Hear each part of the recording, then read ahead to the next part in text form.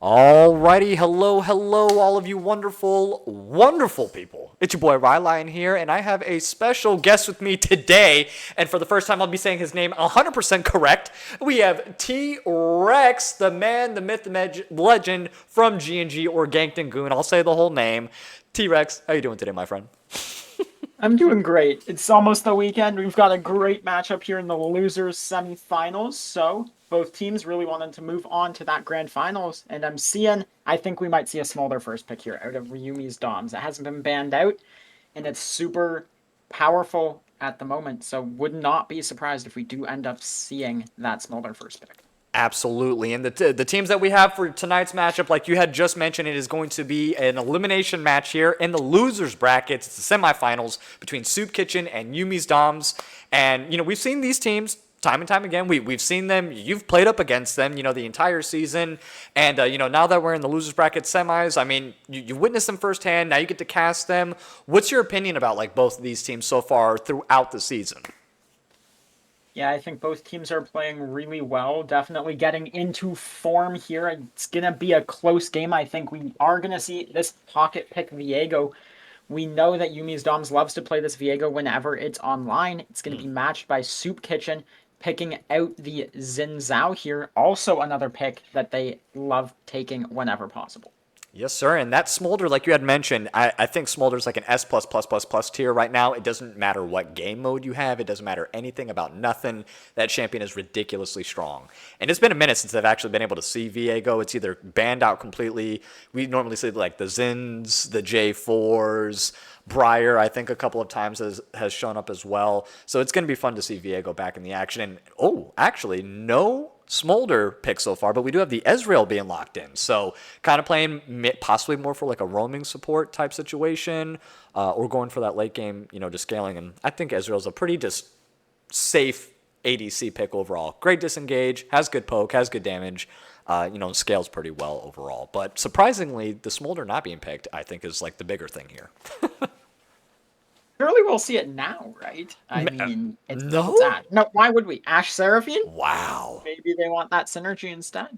I I love Ashe. She's my favorite ADC. S+++, amazing tier for the last 2 seasons. Even though they changed lethal tempo a little bit, she still, I think, is ridiculously good. Into the Ezreal is a kind of interesting pick, again, because he has pretty good poke, great disengage. He has 2 flashes, essentially, so even if you want to get an enchanted arrow on him, it's going to be very difficult to do so. So, interesting. And it could be an Ashe support. We haven't seen that in a hot minute, but you already called it. Never mind. Seraphine Ashe. Too good. Be Seraphine Ashe. I mean, what else are you gonna do? Like Ashe Braum, not into Ezreal, that's for sure. Mix It's it up not a a little bit. very fun matchup. Lethality, poke, Ashe with Comet, maybe? I mean, I've In played that semifinals? support like before. I don't know. I wouldn't I wouldn't either. voluntarily in this, but Oh, if the man. draft was cooked, Ashe Callisto real. True.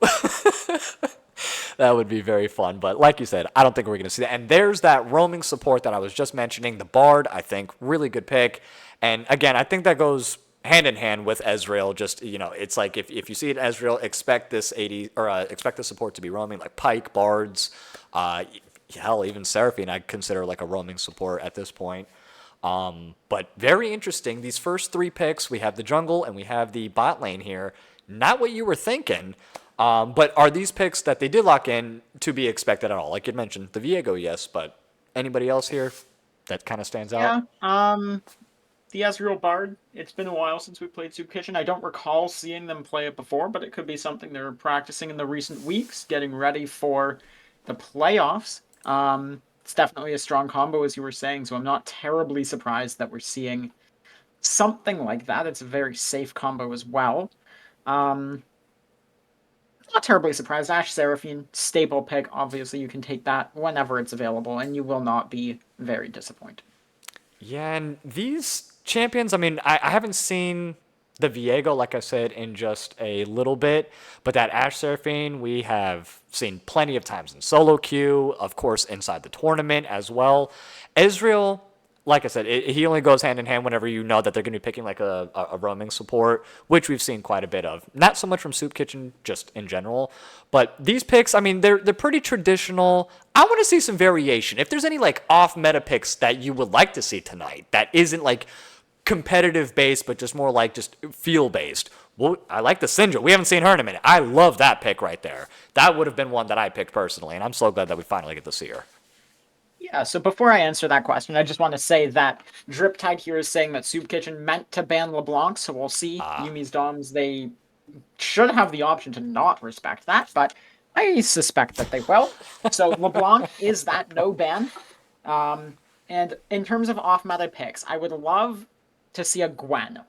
I haven't seen it very much in the middle division at all, but I love the Gwen champion. It's really good AP. Technically, it can be a flex. The jungle did get nerfed a little bit, but I'd love to see it. It's such a fun character, in my opinion. So much burst damage if you can get that full R combo down. Into the Renekton, does it make 100% sense to go Gwen in this circumstance? And there's the Ahri. I was going to say Ahri we've seen quite a bit. And into Syndra, I don't think that's horrible. But for Renekton, I don't know. Not in this comp. Maybe another game. Yeah, I was like, I would definitely try to maybe go a little bit more tank. But Gwen would still, I think, be a really fun split push, like you had mentioned, in the jungle, even though it might be a little bit nerfed, is still viable. But Mundo looks like might be the selection here for Soup Kitchen. I really like both comps right now. I can't really say which one I favor a little bit more. Yumi's Doms is really solid in terms of damage, right? The Viego, Ashe, Seraphine. That's a really wicked triple combo down there. Seraphine engages with the Encore. Ashe follows up. Viego closes the gap. No worries, right? Viego, Renekton, and top side. That's a lot of damage. And then the Viego, Ahri in the mid lane. That's a lot of damage. They have hella damage on Yumi's Doms. Soup Kitchen, kind of playing a little bit more poke, a little bit more range. They have the Ezreal, they have the Syndra, Bard as well, and Mundo. He's just going to be like your split pushing tank. And they do have that kind of front line a little bit more between the Mundo and the Xin Zhao, in my opinion, on Soup Kitchen. It's just hard to really pick which one is 100% better. So while I try to figure that out, what are you feeling here, winner, Victor, for game number 1 between these two? Yeah, I think that Yumi's Doms has a little bit of an advantage. Now, I'm not going to say that's because it's a complete draft diff. I just think Soup Kitchen is in a little bit of a scarier spot, right? They've got this, they've got triple ranged, and Yumi's Doms has Viego that you cannot afford to give a reset. You've got Ahri that really you shouldn't be giving resets. So I think if Yumi's Doms can use this Enchanted Crystal Arrow from the Ashe, maybe Seraphine alt Encores, just these strong pick tools that they have. If they can get one pick, they should be able to reset through the fight and take it cleanly. So it's going to be up to Soup Kitchen to prevent that from happening. Using maybe Dr. Mundo, he has that passive. He can go where he pleases to block the crystal arrows and do his best to keep the backline safe from this, not exactly a dive threat, but very much a pick threat, with a lot of ranged crowd control that can be very challenging to play into.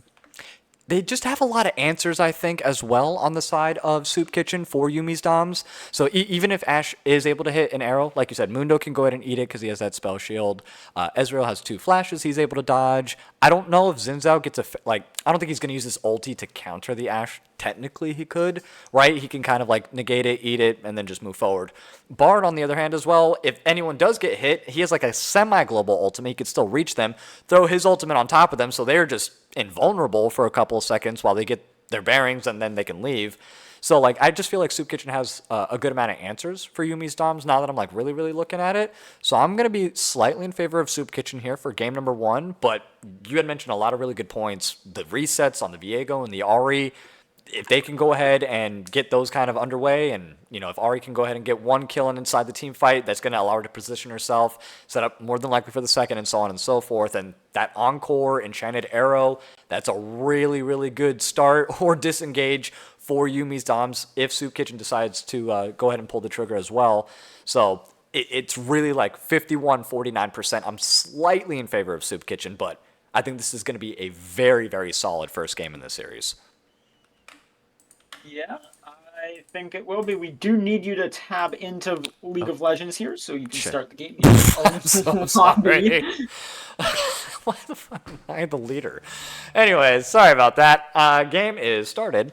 So we'll go ahead and have that underway. But the predictions are live as well for all of you folks at home. Thank you very much, guys, for typing it in the chat that I have to start it. I appreciate you all. I was locked into that analysis, though. But I don't know. These two have been playing very well. Obviously, they're in the losers brackets. I'm going to go ahead and bring that up for all of you folks at home. And hold on, let me go ahead and get that started here for all you guys. But I going through the lower bracket, like starting in the upper and then having to work your way through the losers bracket, just overall. How do you think that kind of affects your gameplay, between being in the upper series and the lower series of the tournament? How does that affect you personally while you guys were playing? Right, so we weren't in the upper bracket. Let's start there. Okay, Oh, we shit. we Yes, you lost the were. first match. Yeah, but yeah, Okay, you we started up there. true. So did everyone. Well, yeah, that's what I'm So, saying. Like, is there a different mentality starting in like regular it's a lot more playoffs? stressful.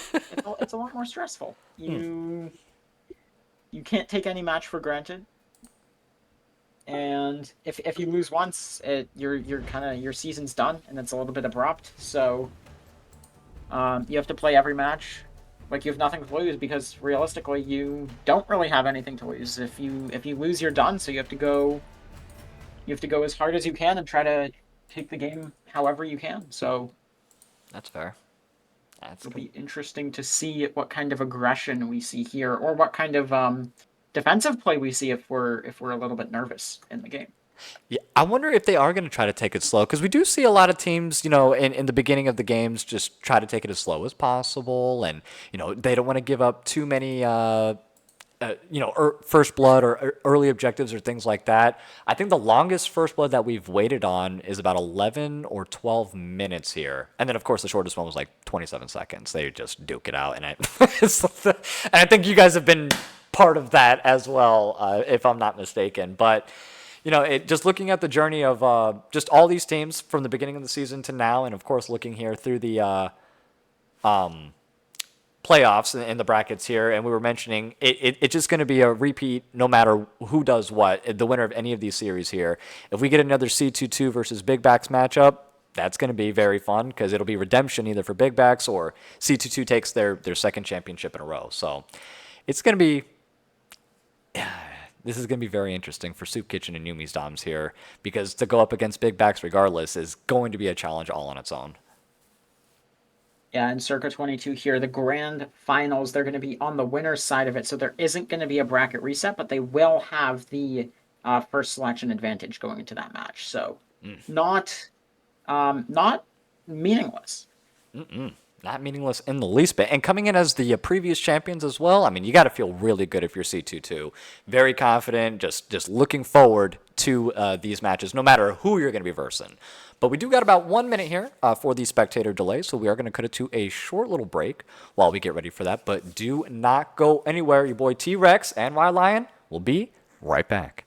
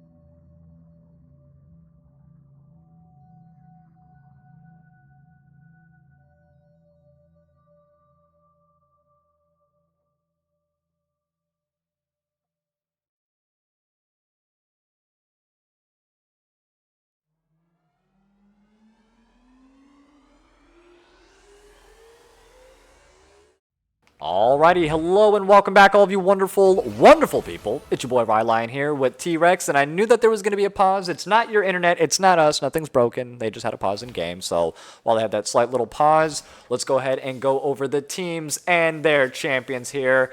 And we have Soup Kitchen on blue side, Yumi's Doms on red. For Soup Kitchen, starting in the top lane, you want to go ahead and break it down for us, T-Rex?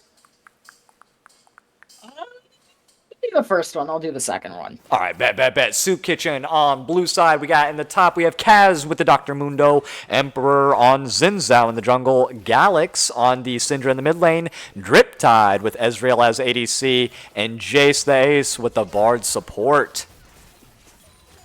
Yeah, and on the red side here, we've got Greater on his signature Renekton. We have Transprime on the Viego, Jay Dizzle on the Ari Dominant, Yummi on the Ashe, and Kazakura on the Seraphine in the support role. God, I love that bot lane, the Ashe Seraphine, whenever I'm playing it, but going against it is absolutely atrociously horrible. Like, the poke, the damage from Seraphine, the root from the slow, it's so good. It's so good. Yeah, and they're going to have the level 2 priority a little bit here, getting the push in the bot lane, able to get some priority for this Viego who's going to be pathing bot, potentially helping with that first Scuttle Crab that is all so important. Yes, sir, indeedy. And looking at the summoner spells as well, double teleport here. We have the teleport in the mids, and we have the teleport in the tops. So I think we're going to see a lot of 5v5 team fights here in round number 1. Yeah, and Viego here going to be spotted out on this Raptors board. Viego on the other side just clearing his camps towards this bot lane. Dominant Yummi now able to proc the Crystal and Overgrowth in the bot lane. Oof. Yeah, it's it's gonna be so much action. I like the clones obviously on the Ezreal just in case he does get, either rooted or charmed or stunned or something. He's gonna be able to get out, but it's gonna be hard to hit him. He's a slippery little fellow, that little demon. Ezreal, and oh man, Kaz taking a huge chunk of damage there. The combos coming in for Renekton early I think are going to be obviously really good in his favor, but as Mundo gets tankier and tankier, I think it's just going to be a scaling thing, and if they can get to like 25 or 30 minutes, Soup Kitchen is going to take this one. Yeah, Emperor committing his smite there onto the Krug, so potentially just conceding the double crab here and going to look for a play with this magical journey. Ooh, there it is. Nice root by the Bard, and oh, the Q does land from Emperor. Has to force the heal and the flash from Kazakura, but still, very successful trade in favor of Soup Kitchen here. And oh, Jay Dizzle stepped up into the tower range. Remember, brother, it got extended by 50, and he does get taken down. Galix gets the first blood there, and Driptide goes ahead and engages with Emperor with a sliver of health left. Try to look for an in-game or an in-lane gank there, and definitely did not find any luck. Yeah, the Ashe doing a lot of damage in that fight with her lethal tempo online, and incredible uptime there for her. Gonna make that even easier now. She has so much more health than the Ezreal or the Bard does, so should be able to establish the push if she wants it. Otherwise, it's gonna be some form of potential freeze play to deny minions from the Ezreal and the Bard. And is there any kind of statistics that you might know of about junglers getting double scuttle? Because Viego or Trans Prime was able to go ahead and perform that. Is there like a percentage likelihood of winning if your jungler's able to double scuttle in the early game? I'm sure there is a percentage. I am sure I don't know it. But what I do know is it will cause this Viego to have Unleashed Smite after he finishes his Gromp. And the Xin Zhao has no way to match that. So, assuming that Viego is able to hit the dragon in safety, so even if his laners don't move, he has to try to lose the Smite fight, given he has 400 extra true damage for free and completely uncontestable from Emperor here on the Xin Zhao. Gotcha. It just becomes very tricky to take this first Drake if you do get double scuttle. Oh, well, that's actually pretty useful to know. So, the timing on getting your upgraded smite, I guess, in the jungle aspect, that is a huge dub if you're able to get the double scuttle early. And I also like all the additional wards by the mid and the top laner there, just kind of securing everything on the top side of the map. So Gromp or early grubbies or anything like that. They're just going to be able to call everything out if need be, and like you said, able to securely and safely get that early dragon. Looking for also a potential gank in the bot side here. Trans Prime, yep, goes ahead and goes invisible. Dominant's able to get the slow, has to bait with his own life though, gets taken down to about 10%. And I don't know if that was 100% good. You know, Drip Tide a little bit low, but Dominant a little bit lower here. Emperor also waiting in the wings for a potential gank himself in the tri-bush. Let's see if he's able to, how much time he's going to waste. But nope, there's the hawk shot, and complete waste of time on that one. I'm looking for it. He's extremely close to 6. I believe if he picks up a kill, he will get it. Dodges the wind, becomes lightning from the Xin Zhao. Spotted out now by the Bard on the ward. Deep ward there for him. Gonna hit this Strider's Bloom and try to get some more vision. Oof. Yeah, this is looking really, really good right now. I mean, only 1-0, 6 minutes in currently to this game. So they are taking it very slow. Getting very close to getting other kills, obviously, but both teams are playing very, very carefully. And, ooh, the Scuttle Crab is not legal here. We were saying Transprime with the Unleashed Smite, he has that 1k. Emperor doesn't even have his own line. Gonna be secured. That's the 6. Yes, it is, and oh my goodness, great roam, and down goes Trans Prime as they collapse on him, and he did get the scuttle, yeah, but I think they might be able to give up, or never mind, they're not even going to go for the dragon. Oh, I don't know if that's smart. I think they should be going for it. It's a tricky call to make. Syndra's pushed in right now, so that's not great for it. You would have the time, but as well, Emperor's camps on the top side are up here, so he'd be putting himself behind a significant amount to go for the Drake.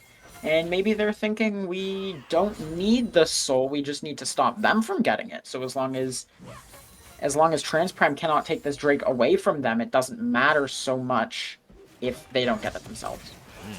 Okay, yeah, I can understand. I mean, Syndra teleported in, so it's like, I think that they would have been able to burst it because all 4 of them were there and the bot laners were resetting plus the death timers.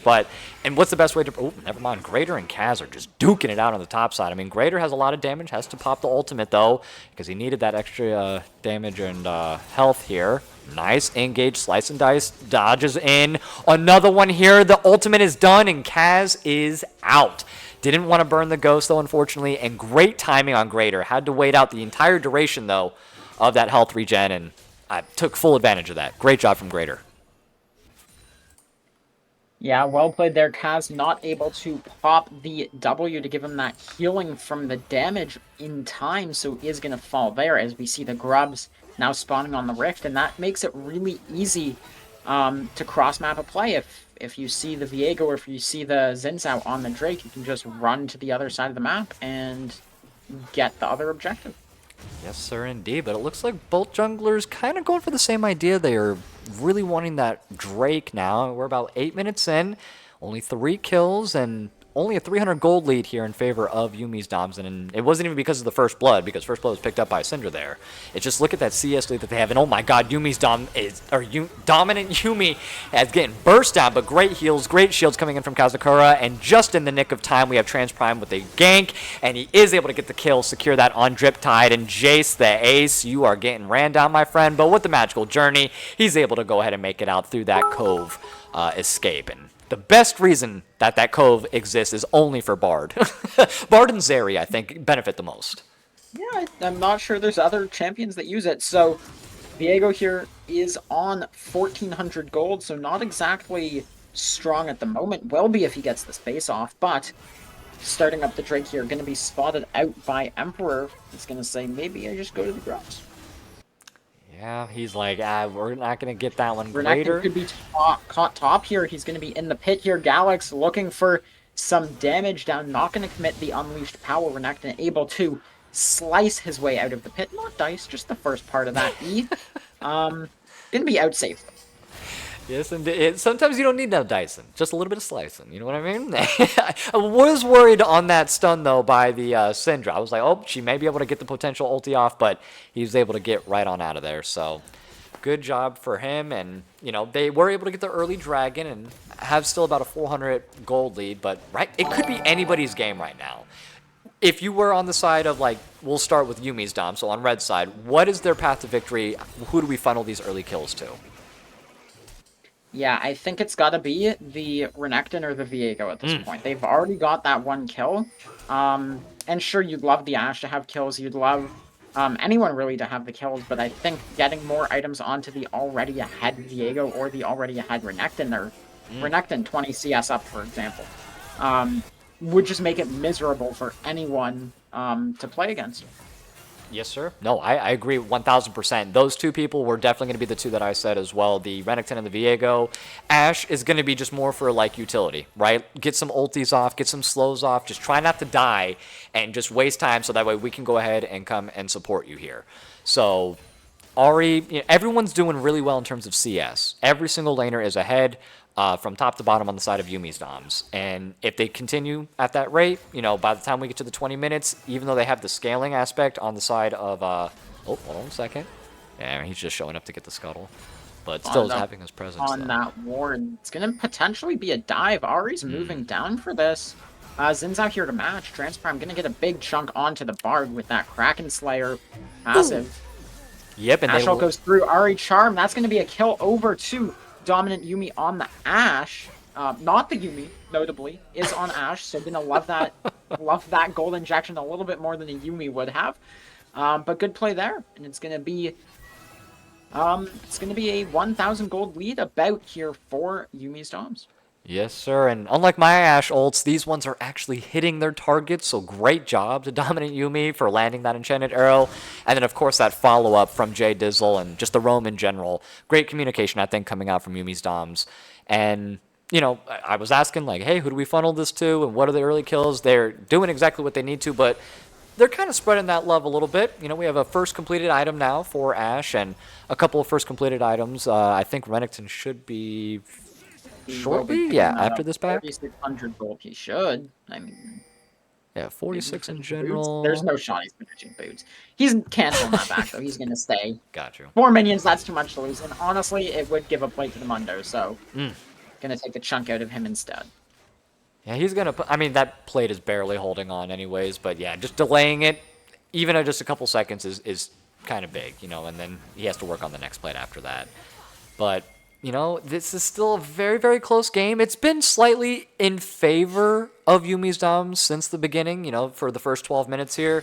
It has been in favor of Yumi's Doms, but on the other side, Soup Kitchen here, they're doing really well in terms of, like, getting the early kill on Syndra. They're not dying too bad. Mundo's having a little bit of difficulty, so I want Xin Zhao to be a little bit more present, and I think that's the only kind of feedback that I have right now. It's just Xin Zhao needs to be a little bit more present on for the lanes. Uh-oh. And here we go. I said be more present, but this is not what I meant, my friend. A nice triumph going to land here from Jay Dizzle. He does get the... Oh, never mind. He's going to engage fully onto Jay Dizzle. I thought he was going to just stay underneath the tower, but misses the Q follow-up, so not able to do any more after that. Mundo's going to go ahead and take advantage of that little roam there from Greater, but I said he needed more action, and he got it. Yeah, I do want to point out this Mundo has made a bit of a mistake here. Warmog's Heart, the Warmog's passive, the whole reason you buy the item. The healing doesn't trigger unless you have 2,000 bonus health.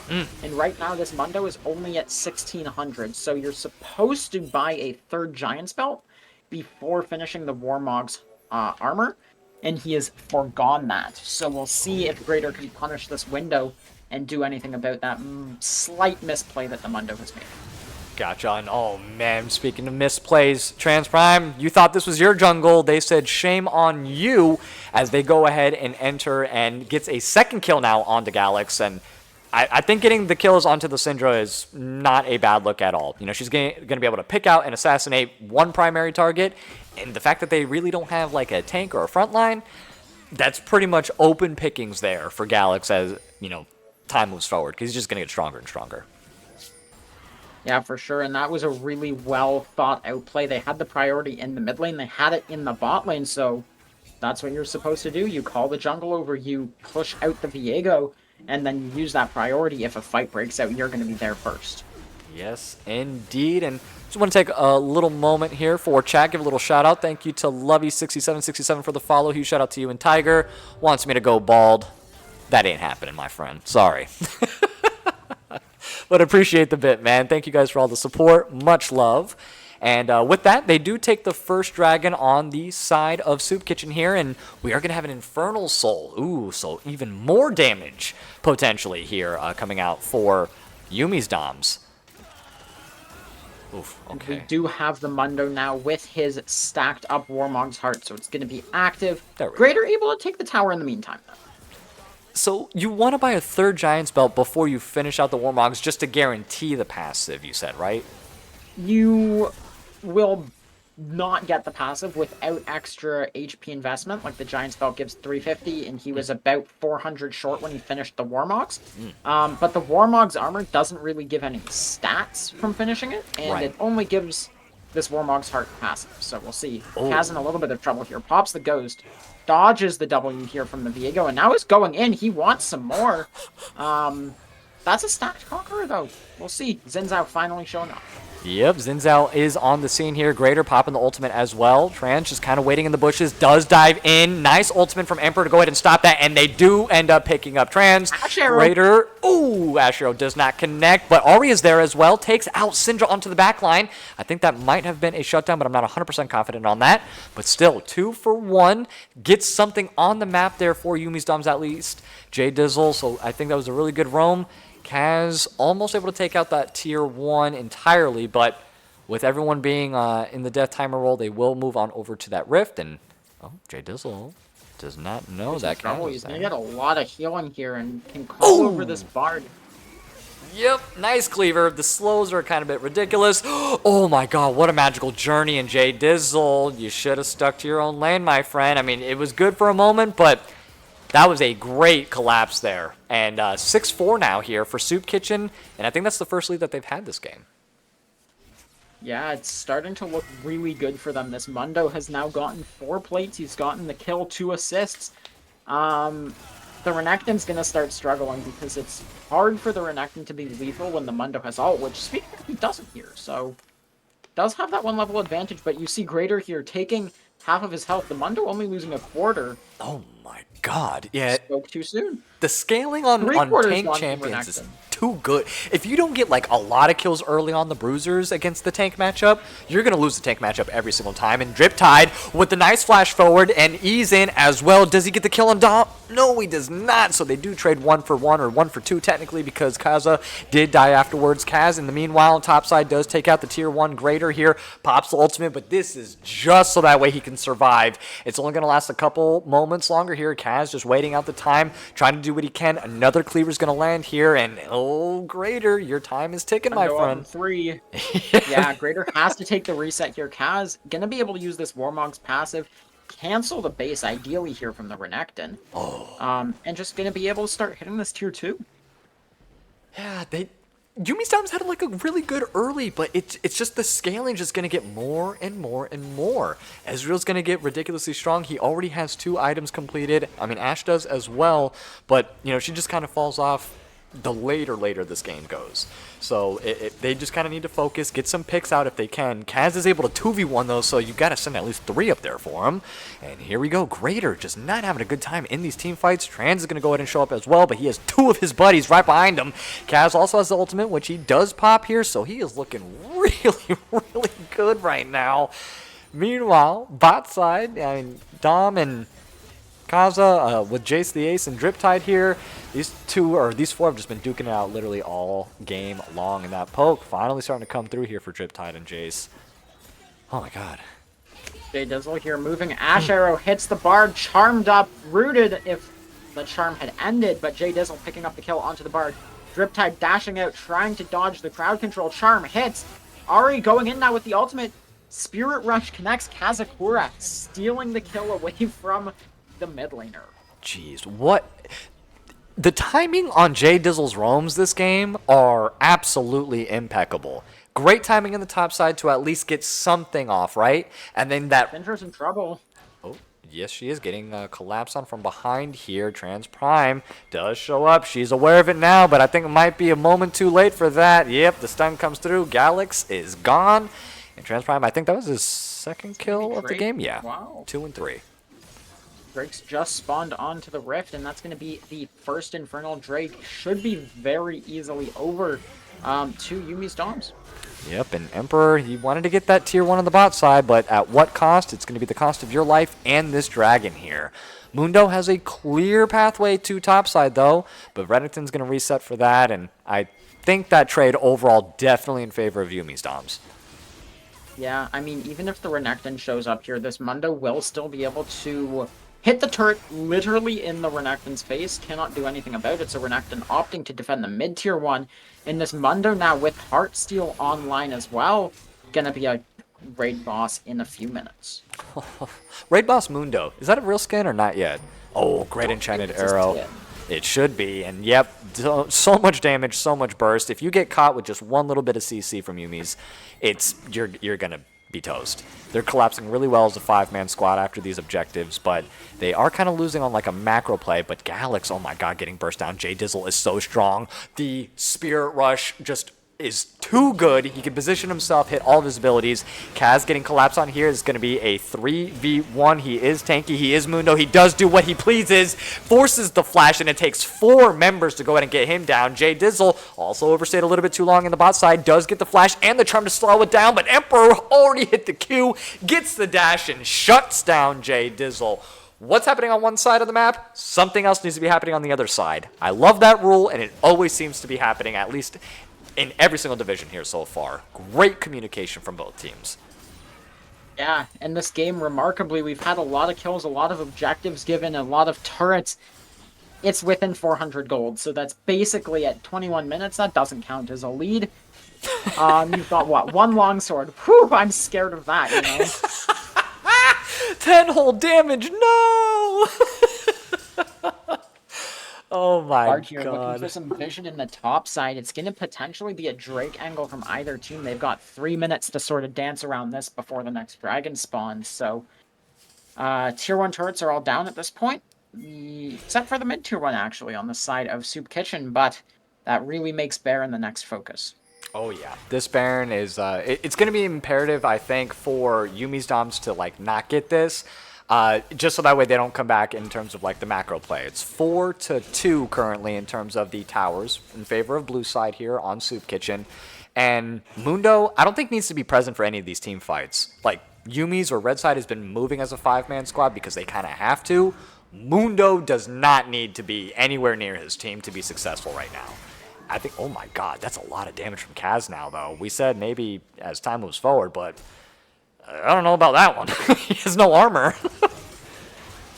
Yeah, I think the Mundo needs to find his way to bot, though. Gonna be potentially caught. Doesn't have the ult. Yeah, it gets it, and there's also a Combat Herald here if needed. Able to drive away.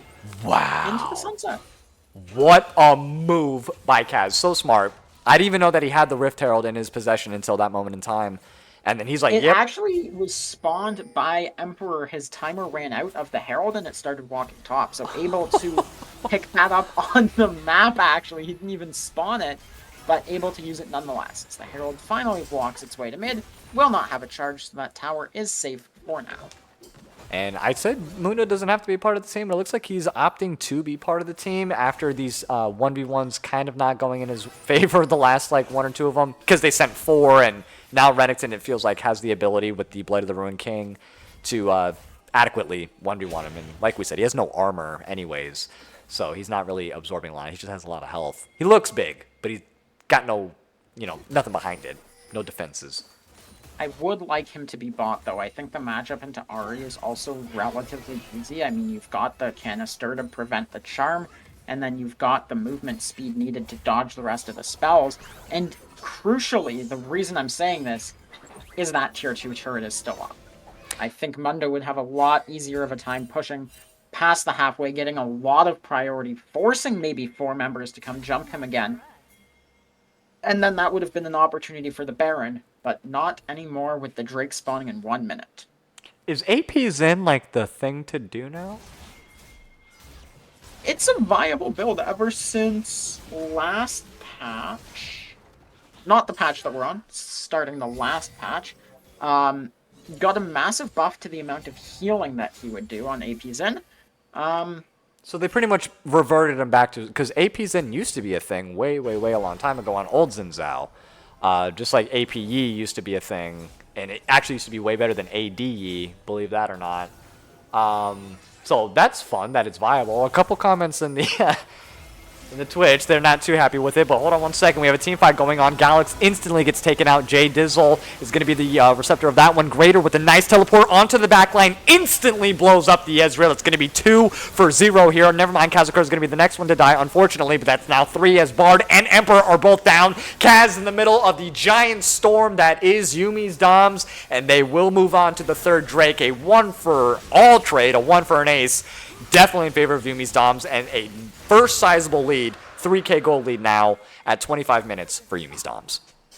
Yeah, and it's about to expand even more. They're going to go over to this Baron, take out this mid-tier 1 if they want it. Not yet. They're going to say, we need the time for the Baron. We're going to run straight there, as we do see some respawns coming through from Soup Kitchen here. The Syndra has the option to teleport, but this Baron is just too fast from the Ashe and the Viego.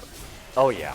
Ashe with the Phantom Dancer. I also prefer the Phantom Dancer personally. I know a lot of people like Runin's Hurricane because, you know, you get more slow effects on more people. Totally valid, to each their own. But I really do like the Phantom Dancer a little bit more. It used to be a little bit more overpowered with its Blade Waltz and it just used to be ridiculously good. But I still think it's, like, pretty solid here. With Baron in hand, you know, they have the ability to go ahead and siege essentially anywhere they want. I would like to see a 4-1, you know, just kind of keep Renekton to the side. He can 1v1 anybody he wants.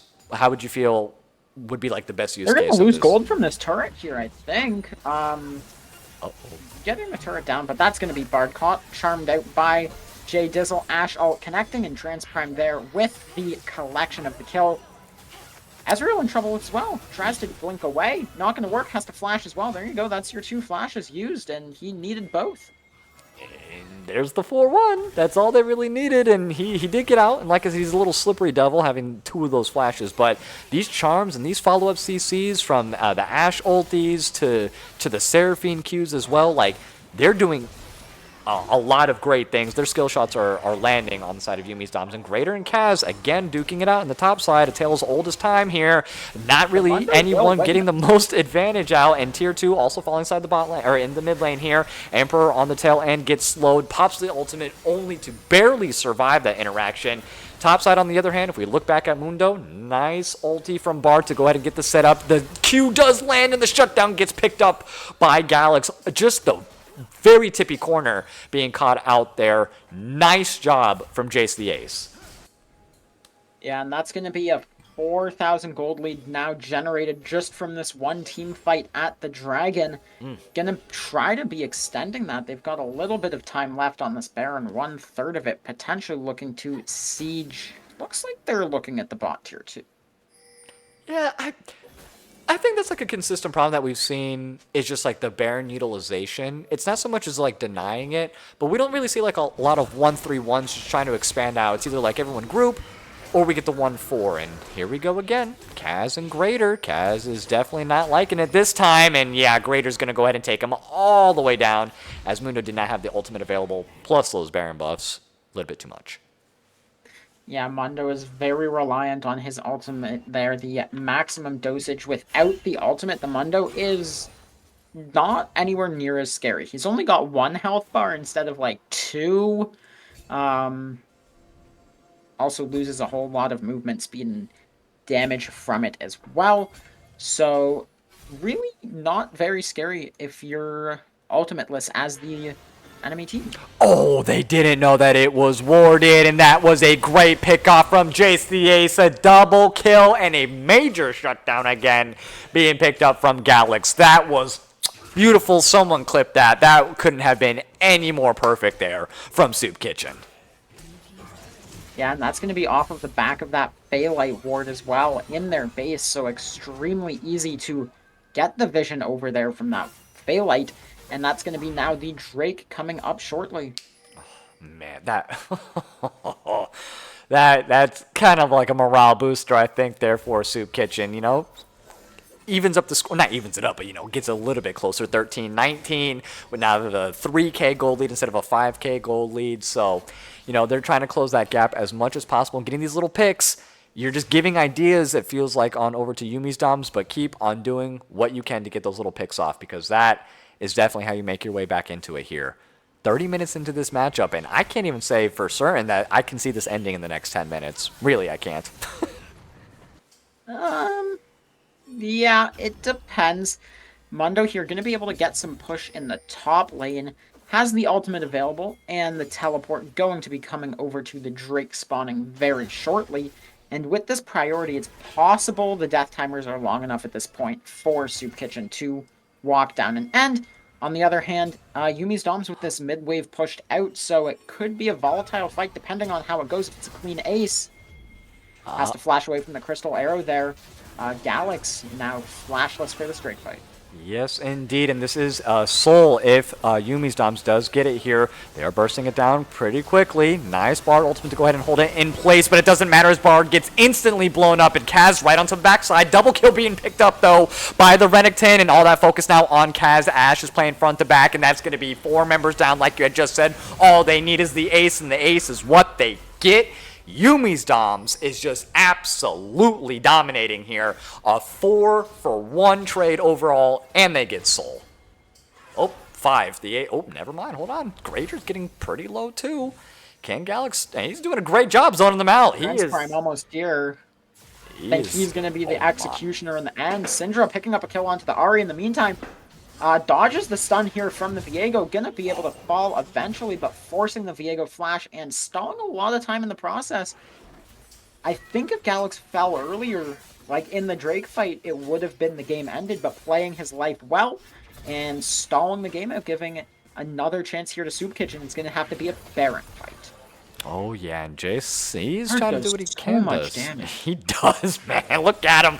He's a menace, and he might be staying a little bit too long. Forces the flash at him with that true shot barrage from afar. Transprime going onto the back line. Gets Bard, and he is going to go ahead and trade himself 1-for-1. Definitely not what you want, because like you had mentioned, that Baron is up, and that's a 50-second death timer on your jungler now. Yeah, the Syndra respawning here in 10 seconds with the teleport online. Seraphine now in trouble, has to flash away from the Xin Zhao. Hit the wind, becomes lightning dashed in, and now Kaz looking to establish the mid push to make this Drake, or this Baron, play even safer. Absolutely, and Syndra teleporting to the Baron as well. So they are going to go ahead and try to burst that. Renekton is up and available, but with no jungle, I don't think there's much hope that they can get this Baron. Baron, I was going to say, is a little bit slower than I thought, but they should still be able to get it in time. Yes, they do. J Dizzle tries to Spirit Rush in. Might be a mistake, but no, able to go ahead and get out. Baron now being picked up here from Soup Kitchen kind of delays the siege capability, and I don't know, we're at 32 minutes. Again, I know 8 minutes is a long time technically, and there's a lot of things that can happen. Death timers are at 50 seconds. But both teams still have like a good amount of turrets up. Like no one's in their base. We're getting close to final fight territory. I mean, the Baron minions are going to walk up, they're going to siege, and at that point, it's that volatile fight where one team has this opportunity to win the game. So now it's going to be Soup Kitchen's turn. If they can get this push here in the lanes and then win one fight, that's going to be the end of the game. So Yumi's Dom's not able to capitalize on their opportunity.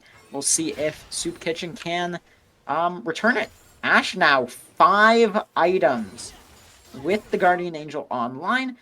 Going to be an extremely threatening member of this Yumi's Dom's roster. And we were saying maybe it was going to be a utility Ashe. No. This Ashe wants blood. Okay? We'll see if Mundo bleeds, though.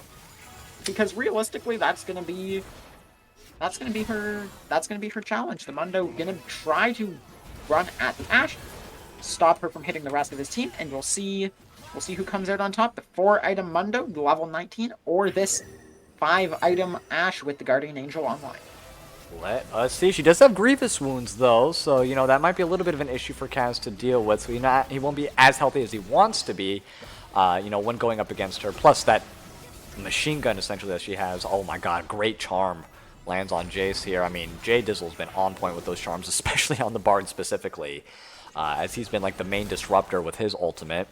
Syndra pushing, just staying, disregarding. Renekton's also pushing inside the top lane as well, so they need to go ahead and try to pull the trigger. It's a 4v5 if they so choose, and are they going to be able to do it here? Renekton does have teleport available. Nice. Ankur is going to go ahead and land on 2 members, and yeah, they are playing front to back. Dominant Yummi is just absolutely dominating. Galax trying to get a sneaky little flank off, but it doesn't matter. They are just way too strong, and with Renekton not even being there, he's going to go ahead and finish pushing. That was the final team fight, 35 minutes in. The teleports are coming through. Yumi's Doms is going to be able to take this one, I think, in full confidence. Yeah, and that's what the lane priority does. If that top lane wasn't pushed out, it's not the end of the game. But Greater here trusting his team to defend the base, to stall long enough, taking out that tier 1 or that tier 3 inhibitor on his own, and trusting the team to win the 5v4, and that's going to be game 1 over to Yumi's Doms. Absolutely, and a very good, I mean, still an amazing game. I know the score, 16-30, doesn't make it look as such, and at the very end, there was that 8k gold lead, but for a majority of this game, it was very back and forth, very, very seesaw, could have gone either way, but just that slight edge that they were able to get in lane, constant CS lead, able to get the double scuttles early, and then, of course, a couple of those jungle objectives, and then maintaining those dragon objectives, of course, throughout the entirety of it. Obviously won them the game there overall. So great job to Yumi's Doms winning game number 1 here, taking the series lead 1-0. But Soup Kitchen, you know, you just have a couple of tweaks to make, and I think you might be able to come back, and I think we have some potential game 3 territory here, my friend. I would say we definitely do. We'll see what adaptations have been made between the 2 games. Yes, sir, indeed. But while we get ready for game number 2 in that draft, we're going to cut it to a short little intermission. Your boy T-Rex and Rye Lion will be right back.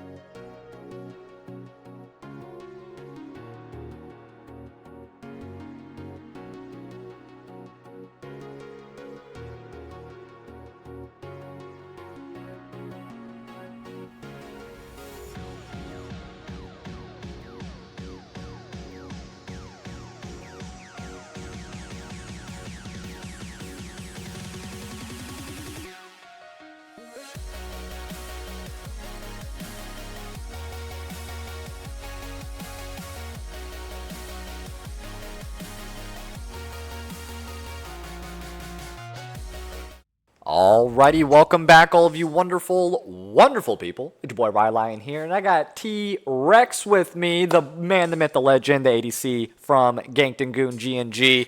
And while we get ready, both the teams are getting ready here for the second draft. I kind of want to talk a little bit about game one. The comps I think were pretty good, between both of these between both these teams. I mean, even though they had a little bit of lack of tank on the side of Yumi's Doms in game one, the damage definitely made up for it here. Do you think not having that traditional, having the tank in the top, the AP in the mid, you have either your tank or your bruiser in the jungle, if everybody's just damage, do you feel like that's just a better comp now than just your traditional, 5-man comp for competitive play? I think the 5-man comp still has its merits. It requires more coordination, I would say. Because if your tank isn't tanking, then you don't have a tank. That's and true. then the rest of the comp falls apart. But if you've got 3 bruisers, it's a little more lenient because you don't need to rely on just one person to really carry the front line of the fight. I think it's just a little bit easier to execute on if you do have those multiple sort of more middle of the road champions that can do that damage. They can have the tankiness if they need to, and just gives them more flexibility, and it makes them a lot scarier when ahead, especially when there's minor positioning mistakes happening all over the place that are a lot easier to punish when you do have many threats and many ways to cover off those mistakes. High risk, high reward gameplay, I don't know, just never seems fully appetizing to me, especially with such an unforgiving game like League of Legends, because once you give an inch, they just take a mile. And top laners, ADCs, it doesn't really matter. If your counterpart in your jungle, every single lane, if they just get that slight little edge, it just falls out of control there. And like you said, if you don't have if you have a bunch of damage, but you guys don't get ahead at all, you're just screwed. But let's go ahead and go into the draft here. Soup Kitchen with the first 3 bans. We have the Orianna, the Caitlyn, and the Yummi, obviously, because the Yumi's Doms. And for the side of YD or Yumi's Doms, we have the Lucian, the Fizz, and the Ivern. ADC, though, that's picking the Vayne into a Jinx. Other way around. Sorry, picking the Jinx into the Vayne, I think that's pretty solid. I mean, if you can't have a Caitlyn, the next best thing, in my opinion, is the Jinx. The Jinx was picked first. So the Vayne was picked into the Jinx, okay, actually. that's what I thought, but I was like, maybe Blue Side picked, and I was like, no. I'm pretty confident the Jinx picked, and then Vayne picked into the Jinx, but I was like, maybe I was wrong. It's been a long day, but damn, so I was right on that. What is that about? Yeah. Driptide does play a bit of the Vayne. The other thing to consider is it could be Vayne mid lane. Oh, I was going to say Vayne top. I don't know. Caps played it mid that one time, and it kind of worked for him. Kaz has also played the Vayne mid lane in previous rounds, actually against my own team. Unfortunately, we're not able to lock it down, so maybe they're inspired. We'll do it again. I'd say it's at least a double flex, potentially a triple flex. Okay. Oh, that is true. Yeah, potential 3 at least. I mean, Vayne jungle, if you want to get spicy with it, could technically come out, but highly doubt that's going to be happening because the J4 is right there in front of us. So, it's Jarvan support. J4 mid lane, jungle, Vayne, they're just all over the place for game number 2, potentially. Nautilus top. No, I'm just joking. I do think there's going to be a Vayne not possibly in the bot lane there, and I think that's a pretty solid pick. Into the Lulu, though, at level 1, they're going to have a little bit of issues. Obviously range into the melees, not going to have a good time. But I think just Lulu Jinx in general is a very strong bot lane. Lulu, fill in the blank. Lulu is a really... All enchanters right now, I think, are in a very good spot for support role specifically. Being an ADC yourself, who would you rather have? A Nami, a Lulu, a Karma? It's fill in the blank. They're all the same. They're so strong. The heals, the shields, they're crazy. They did get a slight nerf in this patch. So engage supports as well, getting a small buff, so it should be a little bit more even than we've seen in some previous weeks. But still, especially if you can find a way to get this Jinx Lulu enough frontline here, it should be very powerful. I'm a little concerned because Diana, not the greatest. not a bad front line. Not the worst for sure. But if you assume you're taking a ranged mid here on the side of Yumi's Doms, you're going to have two sort of bruiser champions, and we'll see if they can make it work again with a Jinx that needs this protection. I think Oriana would be a pretty good solid combo with the Diana. You know, gets the shields, get the heals. The shockwave engage combo between Diana Ori would be pretty good. And especially with J4, if he's going to keep everyone inside the Cataclysm, it's like, well, if we're here, we might as well play. You know what I mean? So you want to use your domain, I'll use mine.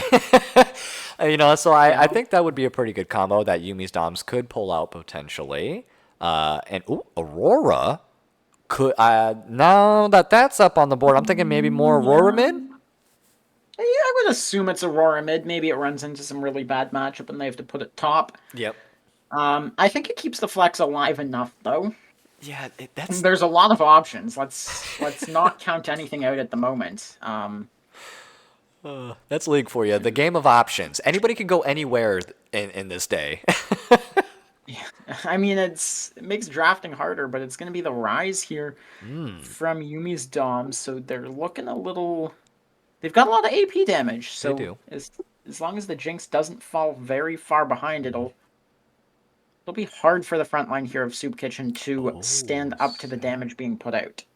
I think Set is a good combo. Like you said, they needed some AD, and who gets that's like the face of AD right there is Set. So Rise mid, Set top with the Diana jungle, and then that Jinx Lulu in the bot lane, it looks like, is going to be Yumi's Dom's comp.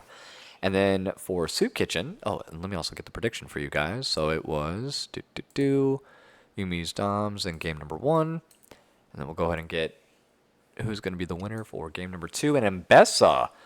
Mbessa can be jungle, though. Mbessa can... oh, my God. I think we'll see the Mbessa top, Jarvan, Aurora, Vayne, and Nautilus in that order. I suppose anything's possible. We'll find out shortly when we do start the game up here in a moment. Yeah, it is going to be... I mean, so just looking at it, though, who are you kind of leaning in favor towards here for game number 2? I mean, both teams played extremely well in game number 1. Comps were a little bit...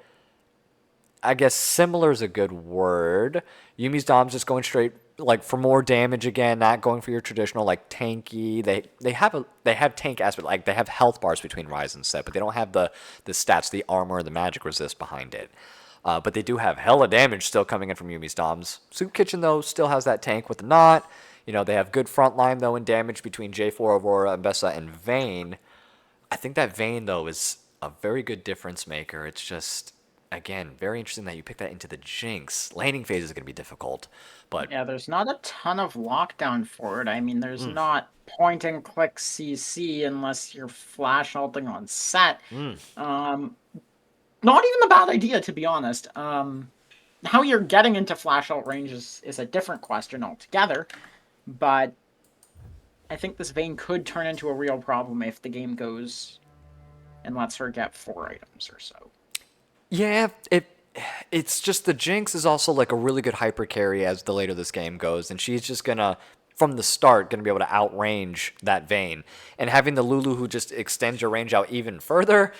This is just going to be a huge problem. She gets one reset in any of these team fights, and it's going to be game over from there, I think, for Soup Kitchen. But they do have a lot of lockdown potential. The Nautilus point and click ult, that's the, what is that, Dredge Line or Depth Charge, I think, for Nautilus, and then the Mbessa as well. Aurora's able to go ahead and bounce around inside her ultimate, set up any kind of positioning that she wants. And then, of course, that Cataclysm from J4 is able to get a nice condemned setup here for Vayne. So, you know, there's a lot of pick potential, again, from Soup Kitchen, but Yumi's Doms, the way that they set up last game, and now they have even more maneuverability because of the Rise, and Set can just take whoever he wants, ulti right onto the back line, so it's like, ooh, I'm kind of in favor of Yumi's Doms here for game number 2. I think it's a really similar comp to what they had last time. I mean, it looks different, but if you think about it, they've got the reset-based team fight. They've got this double bruiser sort of situation. And then you've just got the mid laner who's quite happy to roam. I mean, Ahri, Rise. I don't I think we'll see. We'll see for sure. I think it's a similar situation where if Soup Kitchen executes properly, they'll have the advantage, but Yumi's Doms will be looking for those cracks, mispositioning moments, and looking to punish those. Absolutely. And let's hope that they are able to do that, or at least that's what they're hoping for, because they want to get this 2-0 and they want to move to that lower brackets finals up against, who was it again? I can pull that up in just a moment here, actually. Should be against Big Backs. Yes, Big Backs, thank you, for that finals matchup, which is the best of 5. So that will be very, very nice. Hopefully, we haven't seen a 5 series yet. It's been 3-0, I think, in the first 5 series that we did get. But it's going to be kind of up to this series here. Are we going to see the 2-0 here for Yumi's Doms, or does Soup Kitchen even it up and push it to a game 3? We'll have all that answered in just a little bit. We have a 2-minute spectator delay. So your boy T-Rex and Y-Lion, we're going to go ahead and cut it to a short little intermission, but do not go anywhere. We'll have a lot of action for you in just a little bit.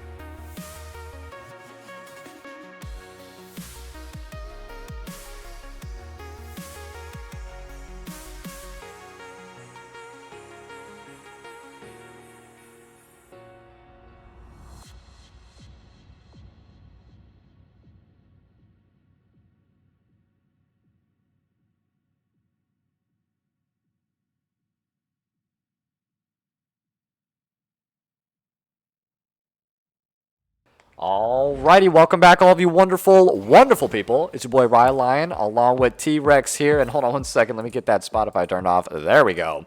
Bringing you all the action. This is game number 2 between Soup Kitchen and Yumi's Doms. Yumi's Doms leads the series currently 1-0. Same sides as last time. Soup Kitchen will be on blue. Yumi's Doms will be on red. Let's go ahead and break down the champions real quick and the players here. Starting in the top side, we do have a little bit of a changing in the guards. We have Sergeant Slovaki in the top side with Mbessa, Emperor with J4 in the jungle, Kaz in the mid lane with Aurora in the ADC. We have Driptide on Vayne, and then Jace the Ace on support with Nautilus. You want to go ahead and break down red side for us there, T-Rex? Yeah, so we have Greater again up in the top lane on the set here. Transprime on the Diana, Dizzle on the rise. Dominant Yumi picking the Jinx this time, and Kazakura gonna be that enchanter on the Lulu in the support role. Absolutely, and oh my god, just so everyone's getting hurt everywhere. Mid lane, though, it seems is getting really close to this first blood. It was pretty slow in game number 1, and I think all that adrenaline is still pumping in their bodies here in game number 2, because I'm seeing an early potential gank, more than likely from Emperor, onto the Rise here. Missing the ward onto the Raptors. Emperor gonna be able to flash EQ here and force something from the Rise, likely.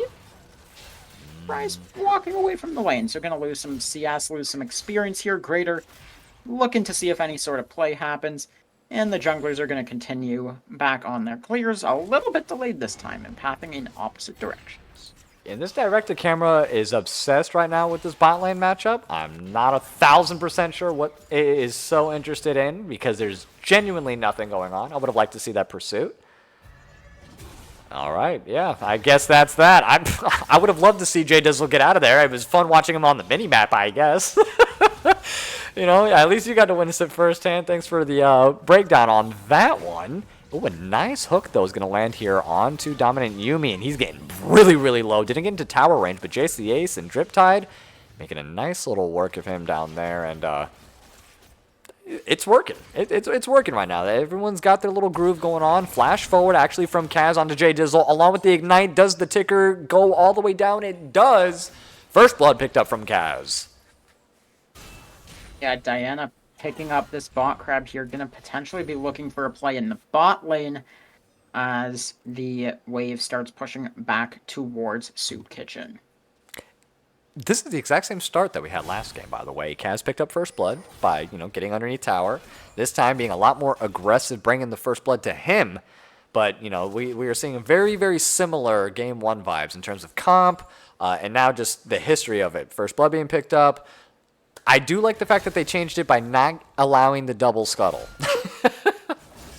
That is nice. Transprime here electing to skip his buff on the bot side of the map.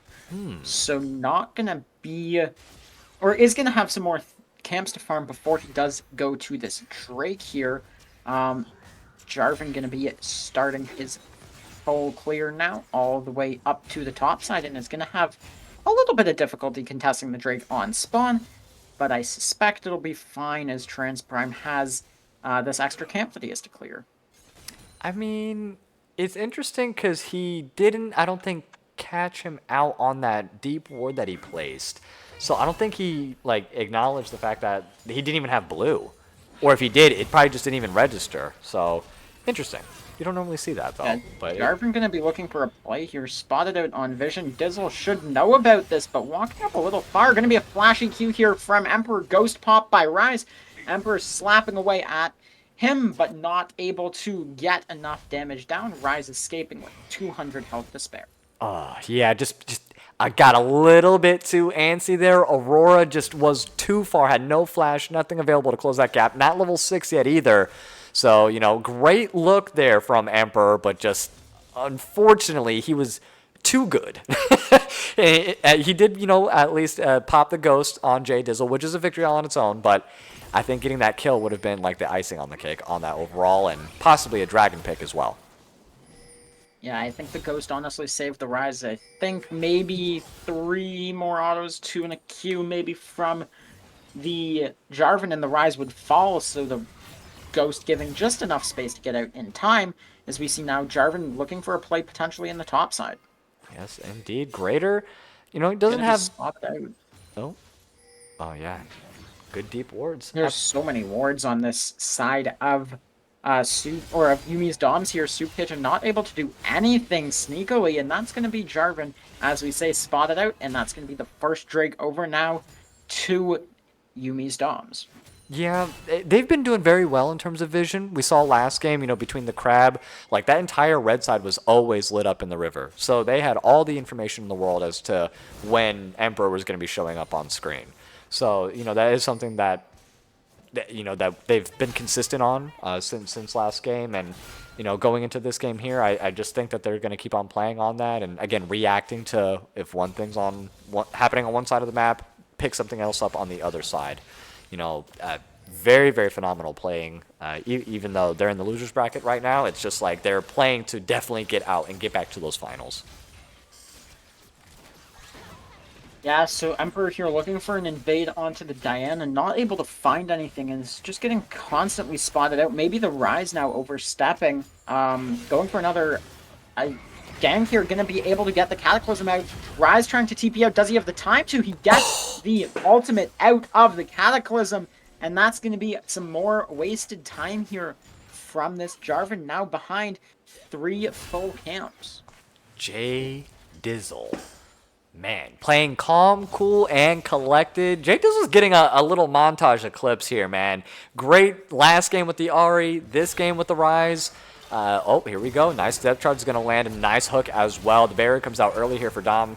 Drip Tide trying to get onto the backside. Does accidentally take a tower shot. Got a little bit too close to the sun there, Icarus. But forces the flash from both Dominant and Kazakura. Or, I'm sorry, not the flash. The heal from Kazakura. So all he had to do is give up his ultimate. Still has both of his sums as well. So I would say that trade in favor of Soup Kitchen.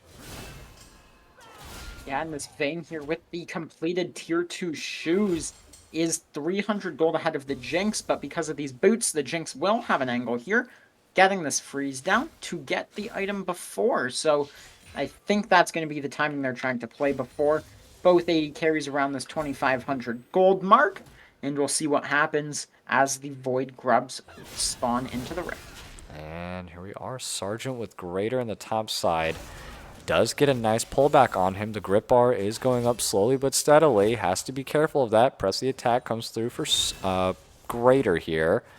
Doesn't want to get that extra damage, but those dashes and that range that he has, a little bit far for Set to deal with. And I'm very surprised, genuinely, that Vayne is like consistently keeping her CS lead over this Jinx. I'm like kind of in shock. It's like 1 kill's worth, and you don't see that very often. Yeah, and the Lulu here is going to be around the Grubs pit, so it's going to be a 4v3 angle here if Yumi's Doms wants it. Rise, forced to Ghost and Flash, going to be looking towards the Mbessa. Diana ult coming in, trying to lock her down.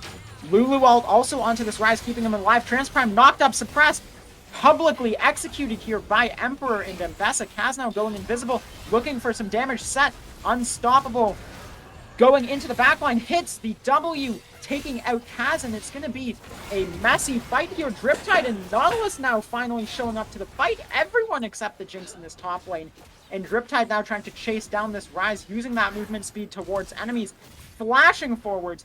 Driptide now, one more auto needed on Dizzle, able to pick up the kill. And the Lulu caught in no man's land, trying to escape, and it's going to be the Jarvan able to take her out.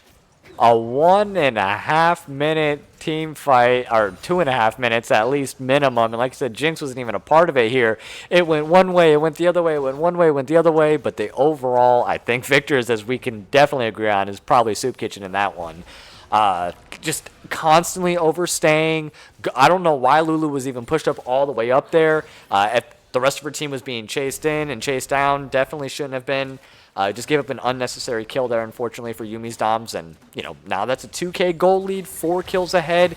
And let's see where most of those kills went. Yeah, 2 on Vayne, 2 on J4, and now 1 on Aurora. Like, that's a really good early lead here now for Soup Kitchen. Yeah, and we're starting to see some of these swaps coming in. Role quests don't look to be done, so losing a little bit of XP here is the Aurora in this Vayne. Likely going to look to swap that back as Diana now basing as the Drake spawns in 20 seconds. Okay, does make it out of there. And that Drake, I think, is going to be pretty easily picked up from Soup Kitchen. Sergeant has to be careful with these trades. Press the attack and conquer. Press the attack, obviously shorter trades there. Conquer is more for like the extended and gets some sustain. Drip Tide. Dashing forward, not entirely sure why. Nice hook, gonna land, and gets the follow-up as Kaz comes forth from the Fog of War. Shows his positioning. A potential dive maybe on the Jinx. No, they don't want to go for it, but Emperor's gonna be waiting in the Fog of War as well. Jay Dizzle able to answer back, so trading back what he can here. Nice setting of the traps by Yumi's Doms. They have to get him out of the jungle, which they do successfully while poking them down. It's gonna be a kind of difficult dragon for them to set up for.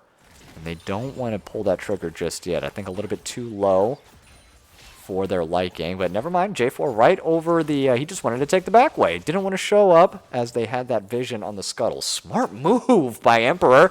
I think they're going to be able to see it anyways. Yeah, as he makes his way to the front of the pit. But not bad. First dragon being picked up there from Soup Kitchen. Not giving up any deaths and maintaining their lead by about 2k right now. They're in a really smooth position at 12 minutes.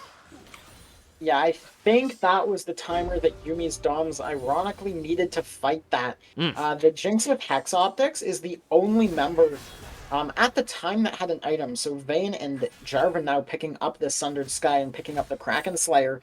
And now it's going to start to get even trickier for the bot lane here of Yumi's Doms. So I think I would have liked personally if they tried to take a bit of a fight, if the Jinx can get uptime and at one reset, as we were saying in the draft, and that fight is going to go in favor of Yumi's Doms. I thought that they were going to capitalize when she had put the traps in the bush, because they didn't know when they walked right into it. They could have forced the other two to hit it, or at least got maybe like a barrier or something. Oh, nice engage, though, double engage, but that great, and the true damage, good patience comes back as he wasn't strong enough, unfortunately, there, but getting them eerily close to about 50%. As they do take down Greater in the top side, moving their lead now 6-1 and getting a couple plates there for Sargent. Yeah, looking really good. It's going to be 2 full waves here denied from the set. And Mbessa now up. Gonna be around 15-20 CS. Uh-oh. Shutdown being picked up there from Diana. You know, very, very strong champion and definitely not the one you need to be funneling any kills to if you do give up anything. So 2 kills now on the board here for Yumi's Dom. So something's better than nothing at this point. But they're only down by about 1k gold, you know, so it's not too bad. Uh-oh, good engage here on the bot side. Drip Tide, he's going to go ahead and get that condemn. Yes, he is, right off on the Kazakura. Dominant now, playing between the tower and his life. I would just give it up, my friend. It is not worth the tier 1. There you go. Yeah, they're going to go ahead. Yeah, Aurora moving as well, so the Jinx did try to step up. It would be a 3-man dive. Now, canceling Transprime's base, not able to go there, and his entire jungle is about to be warded and stolen. Okay, maybe not warded. The Nautilus is out of wards, but at least cleared out from this bot side jungle. Yeah, oh, they don't even get... Nope, they don't even get the pink ward that was there. They just walked right by it. Is Kaz going to pick it up? I don't think so. And there's no... Oh, what is Rift Herald up in 40 seconds? I don't know what... Okay, there we go. I was going to say, if she just runs right past the mid lane, I don't know why Vayne would do that. But no, they're going to go ahead and do the swap now, officially, I think. Oh, wait, why would they do that? Does she have her quest done? Yeah, she does. She does. Okay, All quest the quests is done. are completed in the lobby, I believe. No, Lulu, the one member not. No, Diana, I don't think either, right? Or Diana's Set? done. Set's done, Oh. I think. Yes. Yeah, yes. It is just this Lulu that has not Just finished the it, but Lulu. support's not tied to their own lane. They just need to hit some minions, hit some enemies, and gonna be finishing the support quest here momentarily. Needs a whole 25 more gold, which should be picked up any second now as the next charge comes online. It's interesting that they traded without... Oh, here we go. Never mind. Great engage flash E. Again, combo. Dominant is just going to get bursted down. I think Kaz and J4 a little bit too strong. Holding onto that Cataclysm. Kazakura is going to be the second one taken down. They're going for it underneath tower. They do have the health, but they need to get out. Pulls right back in. Trans Prime gets a 2-for-1, at least the revenge there for his 2 fallen comrades. Tier 1's going to fall inside the bot lane here. The ultimate's going to get popped from Drip Tide, and he is on the hunt. Dre Dizzle can't really use the ultimate. Nice hook. Got him at the last pixel. Jace the ace. What a menace as they get another one. 10-3 now in favor of Soup Kitchen. Yeah, and that's going to be the Rise Flash expended as well. Not able to get him out. Drake now. Mountains. Next Drake spawning in 50 seconds. It said Mountain for me. No, Mountain was the second one. I think this is a... Hextech? Yeah, Hextech Soul. I was going to say it's yes, not... obviously. Ocean, We've got yeah. the Hextech rare. Yeah. Okay. Crisis averted. There we go. Oh, Alright, man. spawning now in 30 seconds. We've got the setup here. Dominant Yumi looking to take this crab, get some vision, get some speed utility as Kazakura placing down some deep vision. 3/4 going to be able to spot out any potential contest here from Emperor. Maybe you'll have to use the blast cone or something. Yeah, possibly. Mid-tier 1 here in jeopardy as well. Both of them fairly low, fully able to be killed with one slight mistake. Herald being pinged out from the side of Yumi's Doms. See what they can do here with both objectives online. All right, they're definitely wanting to push and get that tier 1, giving up a little bit, I want to say too much health, but just giving up a little bit of health there. But still not able to get that tier 1. Keeps the attention on them, and yeah, they're just going to give up. It's the first Hex of many, and it's only the second Drake overall there for Soup Kitchen, so not too bad. Teleport also coming right back to top side, and Best is going to save it for the tier 1 here. Tier 1's about to fall in mid lane, so just one little little whisper, and it's going to go ahead and fall right on over. So I'm really liking the early positioning right now for Soup Kitchen. The only way that they lose is if they just overextend in team fights or just prolong or get picked off for whatever reason. They have a great job on vision control. They're doing a great job collapsing where they need to. This really seems like this is Soup Kitchen's game because they are pushing it for this game 3. Yeah, Transprime, they're expending a lot of time trying to look for a play onto the Embess and not going to find one. As now 4 members here from Yumi's Dom's going to be mid, looking for a potential play, maybe looking for the tier 1. But Vayne and Nautilus now staring down the bot tier 2 turret. Yeah, and like very late reaction timing here from Yumi's. I mean, we have 2 people that are going to be basing now, but they're going to be giving up a couple more plates. That's even further ahead now for this 3-0 Vayne. Let's see what kind of gold lead she has currently. 8,200 to the 6,300 Jinx. That's not something that you see all that often. Whenever Vayne gets outranged, it's usually not a good time. Drip Tide, though, is going to be a 3v2. Has to pop the ultimate, does get the movement speed, but doing what he can. Jace the Ace is trying to body block where he can. Nice ultimate from Ryze to cut them off. Doesn't get the slow, though. Drip Tide is a little bit too quick on his feet thinking. Gets the portal, gets on out. Oh, he's moved! He's got to wait for the reset, but he's not waiting around for that. You know he's probably like, oh. Oh my. Yeah, we do have Kaz here chasing Transpine back into his own jungle. Gonna maybe look for the crab himself, but not able to do enough damage. Gonna hit the reset as Jarvan taking away the Herald in the top side of the map. They're just they completely mental resetted from last game. I'm really proud of Soup Kitchen here for game number 2. I mean, 4K gold lead, 5K gold lead. Now Yumi's Doms, they're a force to be reckoned with, though. You know, if this Jinx, again, just gets one reset in these team fights, it is going to be a very bad time here for Soup Kitchen.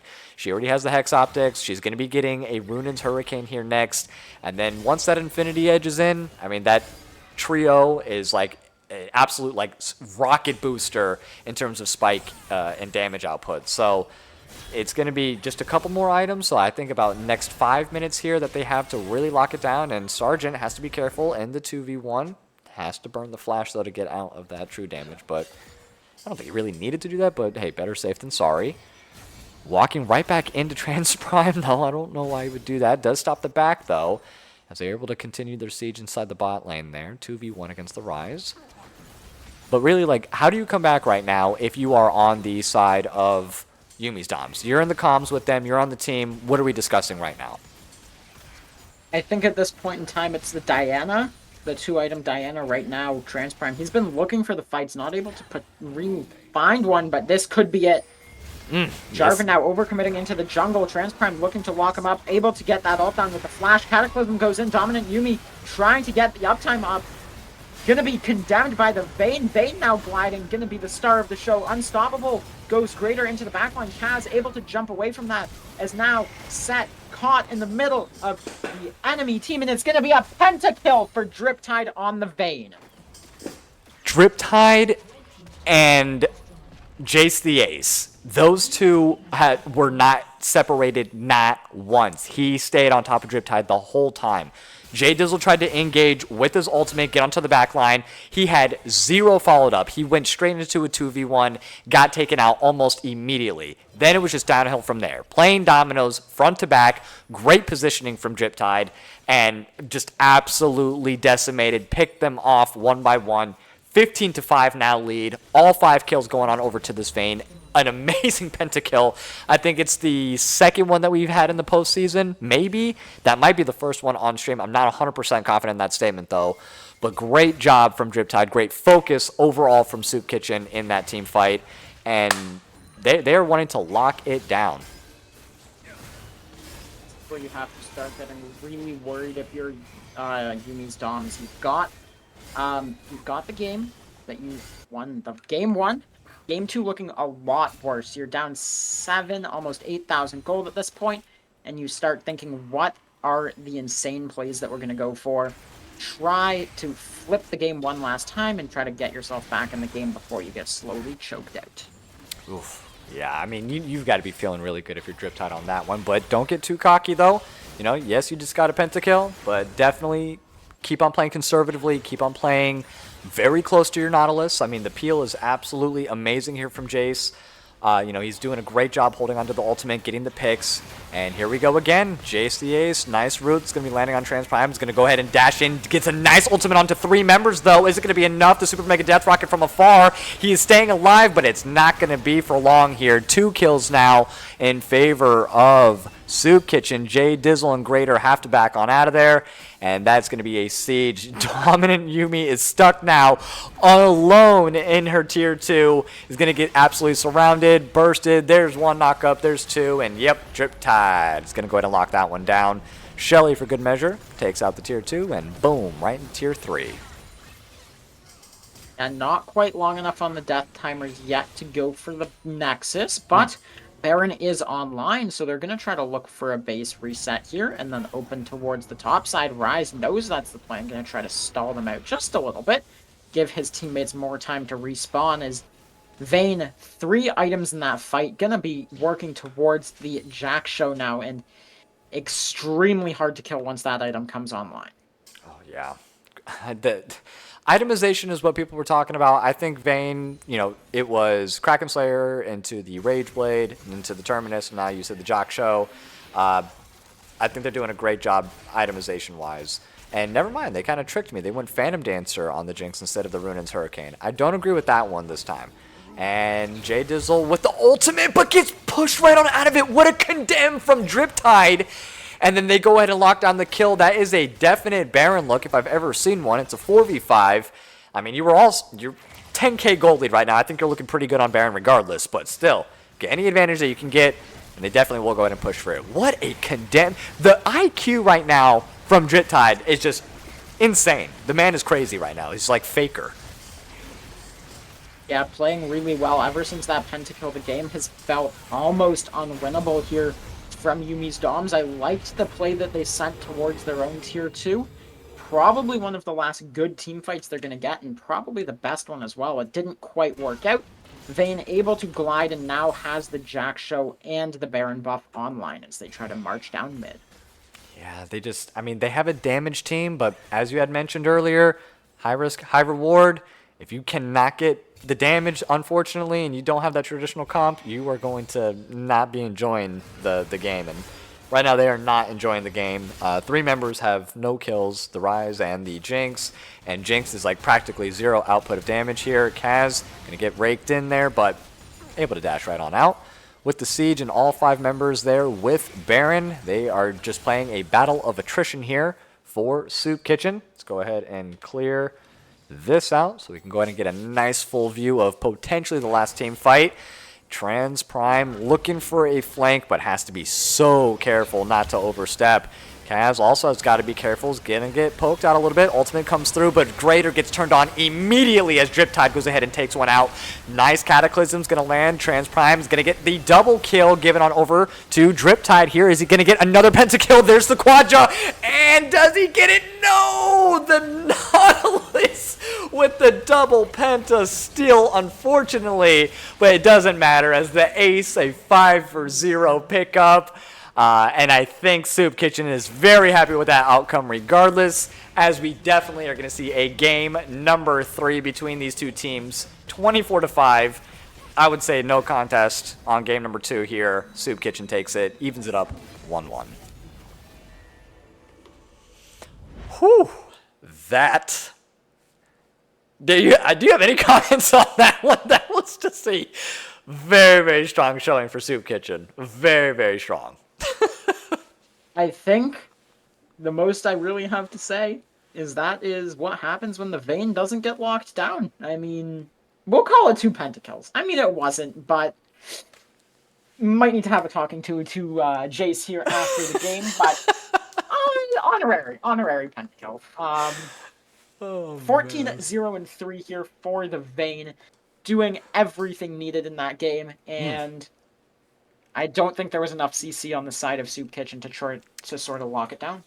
No, they just unfortunately did not have anything from the mid lane. There was no lockdown. I mean, he had potential lockdown, but he was just so far behind at that point, it didn't matter. He was getting bursted immediately. I was hesitant of the Vayne pick. I'm not going to lie. I was like, the range is going to be ridiculous. He picked it into the Jinx, which just blew my mind immediately.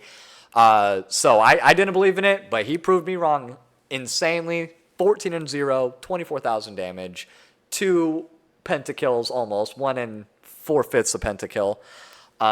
But still, great job from Soup Kitchen here. We are going to get pushed to a game number 3, and we're going to get ready for draft here in just a little bit, but we're going to cut it to a short little break. So don't go anywhere. Your boy T-Rex and Rylion will be right back.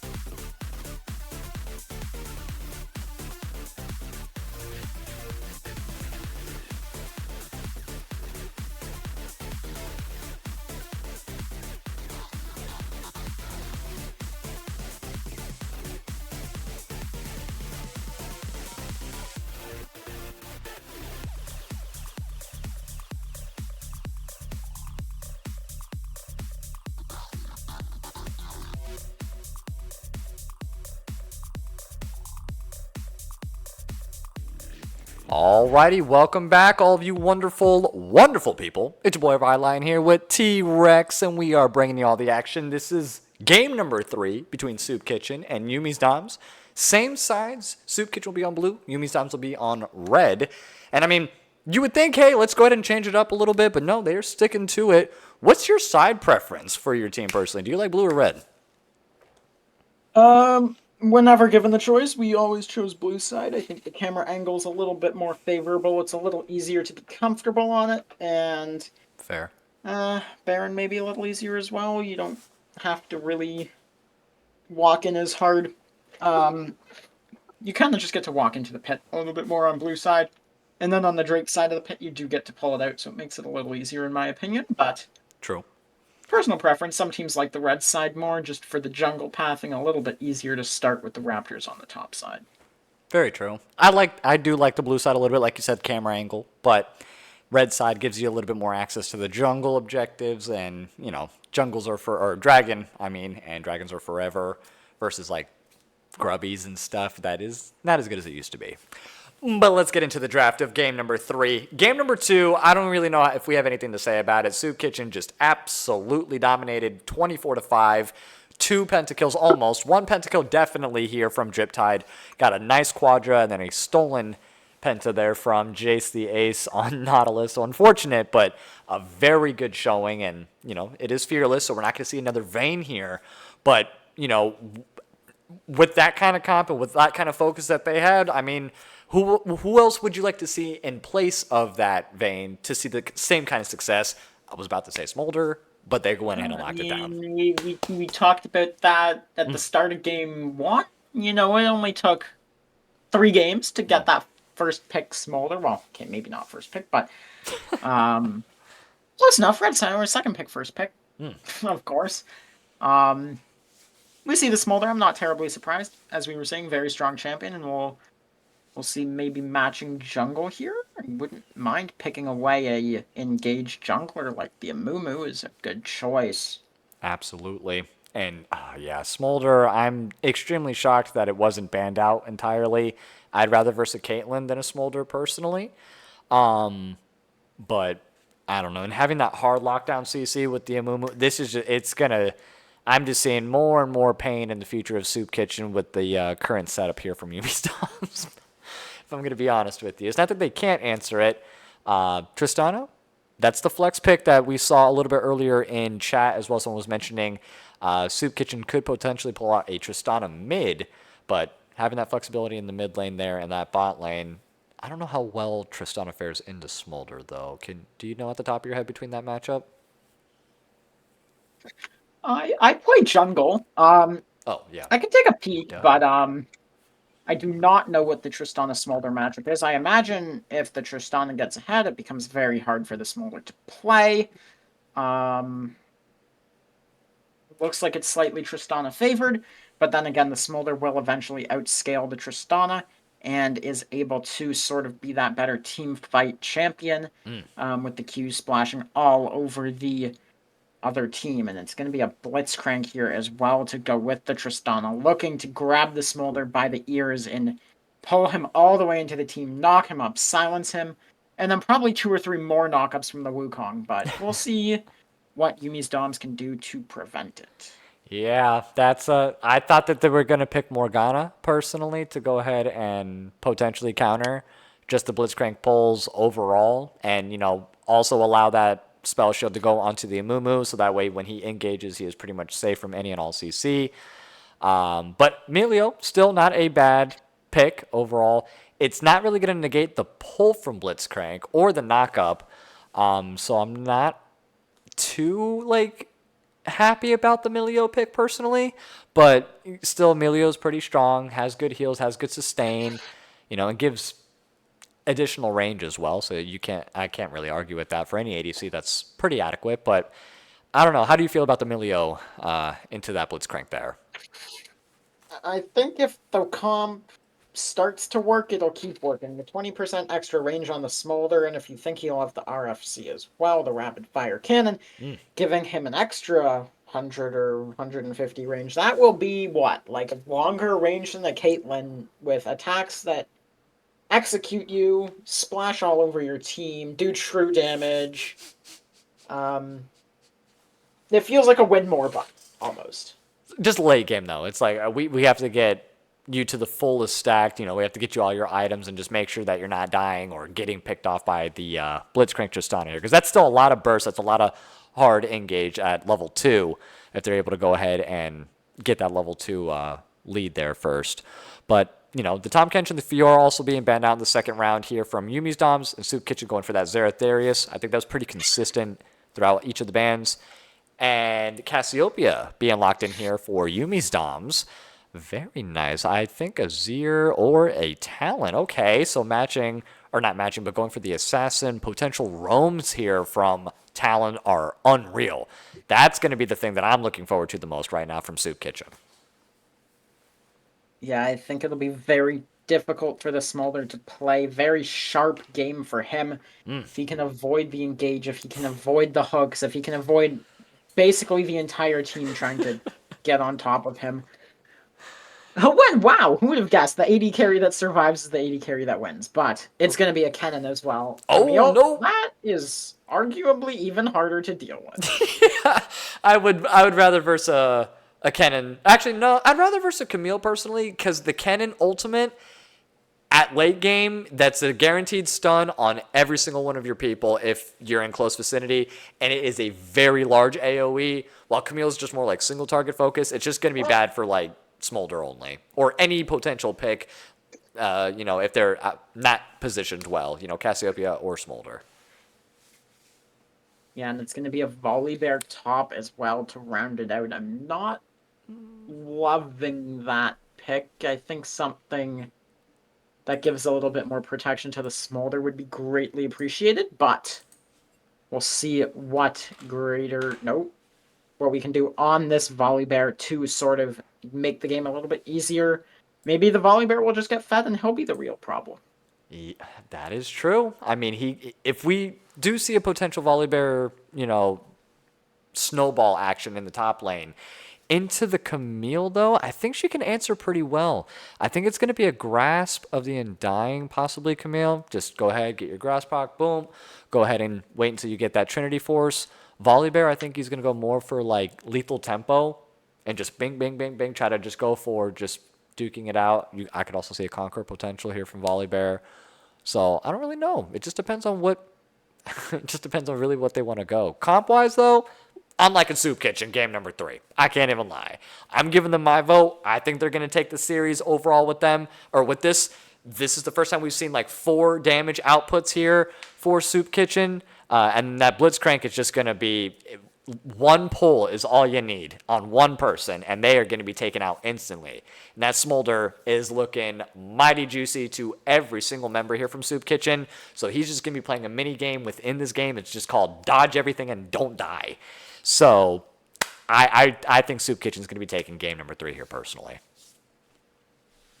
Yeah, so we should get that started here. All the teams are ready. Going to be hopping in here. And I think, yeah, it's going to be up to the entire team to try to keep the Smolder safe. Much easier said than done when you've got 4, 5 dashes on the side of Soup Kitchen. So 4 dash champions and a hook. Well, Cassiopeia luckily is going to keep them grounded. You know what I mean? So they're like maybe a 90-degree section of the fight, but when you got a Camille and Talon coming in 360-degree threat range, it could be difficult. We'll see what they can do. Yeah, that's true. I'm trying to give him some kind of leeway, And the Curse of the Sad Mummy does have a good range on it as well. So if he is able to get into the middle, lock him down, it's just they really don't have like a whole lot of like, I don't know. Soup Kitchen, I think just their comp plays really well as a team, while Yumi's Doms doesn't really have cohesiveness between like the overall team. The only combo that they really have is the Smolder Amumu. Cassiopeia has got to play back as well, and between the Amumu and the Volibear, I don't know if that's really enough tank to deal with all the damage that they have between, the Camille, the Talon, it's just a lot. But we got to let the players talk for themselves, of course, and Did you give your vote overall? Who you think was taking the series overall? I have to give it to Soup Kitchen. I think the job of this Smolder, it's just a little bit too sharp, and I think there's too many threats, and he missteps on one of them. Mm, I think it's gonna be a bad team fight. So mm. I think the margin for error is just a little bit too small for Yumi's Doms. Maybe the comp necessarily isn't bad. It's just hard to execute. Absolutely, absolutely. But we're gonna go ahead and get ready while for the in-game delay to end and do everything there. So T-Rex and your boy Vyline will be back in just a little bit with Game 3, the final game of this series, and the winner of this one's gonna be going up against Big Backs. So we'll be back in just a little bit.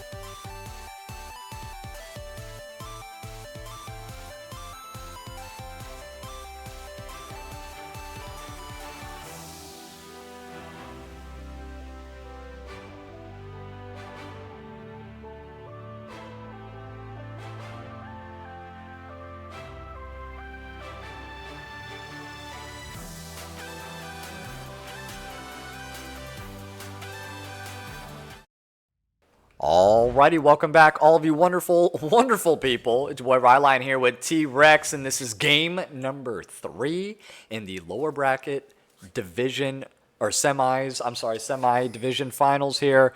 And the winner of this is going to go to the finals for the lower bracket between Soup Kitchen here and Yummi's Doms.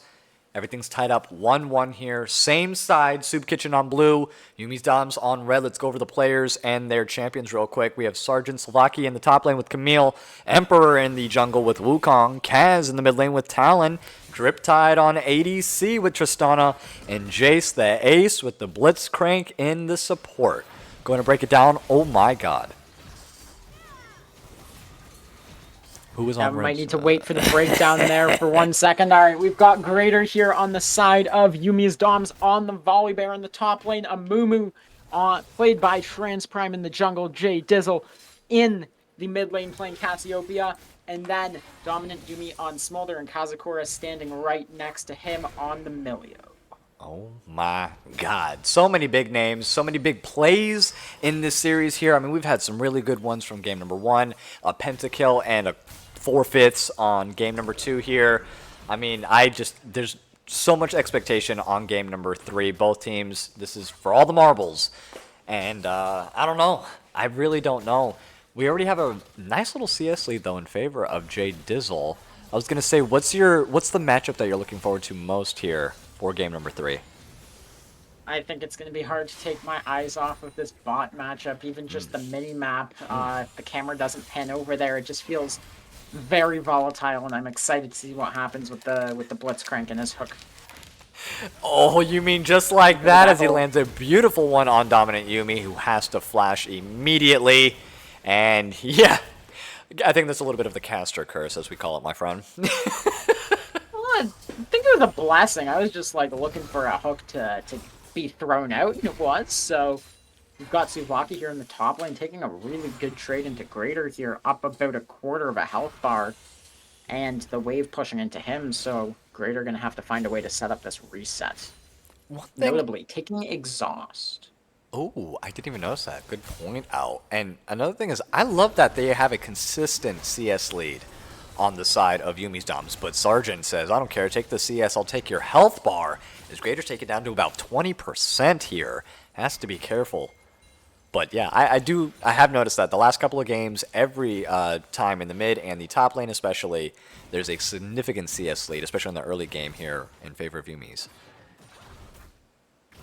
Yeah, Volibear here taking his base, gonna get that Ruby Crystal Cloth Armor, so potentially going for the tank Volibear. Not a offensive one, though, taking Lethal Tempo, which I think is a little bit interesting, but Smolder here, Dominant Yummi trying to walk up, Blitz looking for a play, gonna be kicked out by the Milio, hits the hook onto the Milio, now Driptide looking to open up onto Kazakura, forced to heal, forced to flash out, and surviving on the sliver of a health bar, 87 HP there towards the end of that engagement.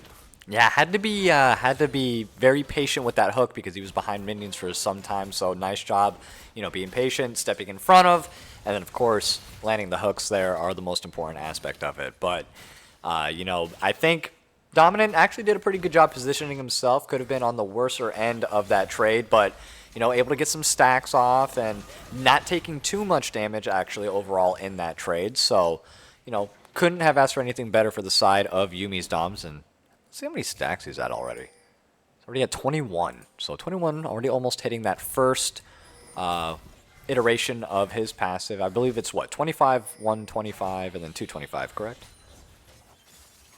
That is exactly correct, and we'll expect to be seeing the 225 around the 22-ish minute mark if he's playing and getting all his stacks. Yes, sir, indeed. And that rune in the top side, yep, it's Lethal Tempo, Volibear with that Grasp the Undying Camille. I think this is going to favor Volibear early, and if he's able to get that snowball lead, which he is working very hard towards here for Sargent, just taking him down to about 30% here. That lightning, when it's just ramped up, he's able to get those dive blocks. Here. Ooh.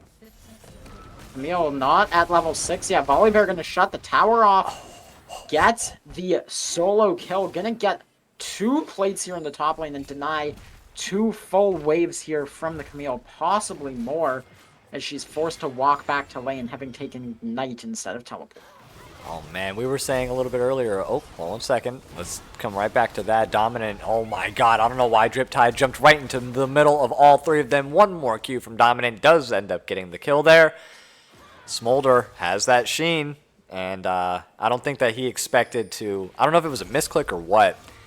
Nice flash E from Jace there, and Emperor's going to go ahead and pick up that one, and totally worth it. Good trade. Stayed just to get a couple plates, maybe a couple minions, but ended up giving up his life instead. It is going to be Drake over to this Amumu, though. Transprime and Kazakura taking it down alone. Kaz on the Talon, potentially looking for something, but Dizzle able to magic cover it off. And that's going to be the first Drake. And if you think about what the win con here is for Soup Kitchen, it's going to be to end this game quickly, and that's going to be 5 more minutes added to the timer if the win con is this sold. Oof. Yeah, that's... I don't know if ending it early is going to be in the cards here for Soup Kitchen, unfortunately. We have a nice, steady 20 CS lead currently on J Dizzle right now over Kaz, who definitely wants to engage, holding on to the ultimate here. Kaz in a world of trouble, has to burn the ultimate. Oh, misses. Unfortunately, J Dizzle has to burn the flash. Does he get the rake back? He does! Kaz, in the 1v1, ends up taking it over J Dizzle here. Oh, man, had to burn and use everything on that one. Yeah, and fortunate for the Cassiopeia as well, having to use the flash, not able to escape, and now going to be punished as the Talon with the kill. Hook onto the Smolder, knocked up. Tristana now opening up. It's going to be half of Smolder's health bar now missing as the punishment for walking up one step too far. Ooh, nice. They got the flash from Greater. You know, that was a good little roam look, or a gank potential look there. Oh, the knockup forces the flash though from Dominant Yummi. Jay stepped a little bit too close again. Has to pop the passive as the shield is procced there. And Driptide, unfortunately, stuck in that 2v1. Gets knocked down to about 30% as well. Emperor with the clone. He's playing with fire. If he wants to get a second bandage toss to the dome, he can, but I would not recommend it.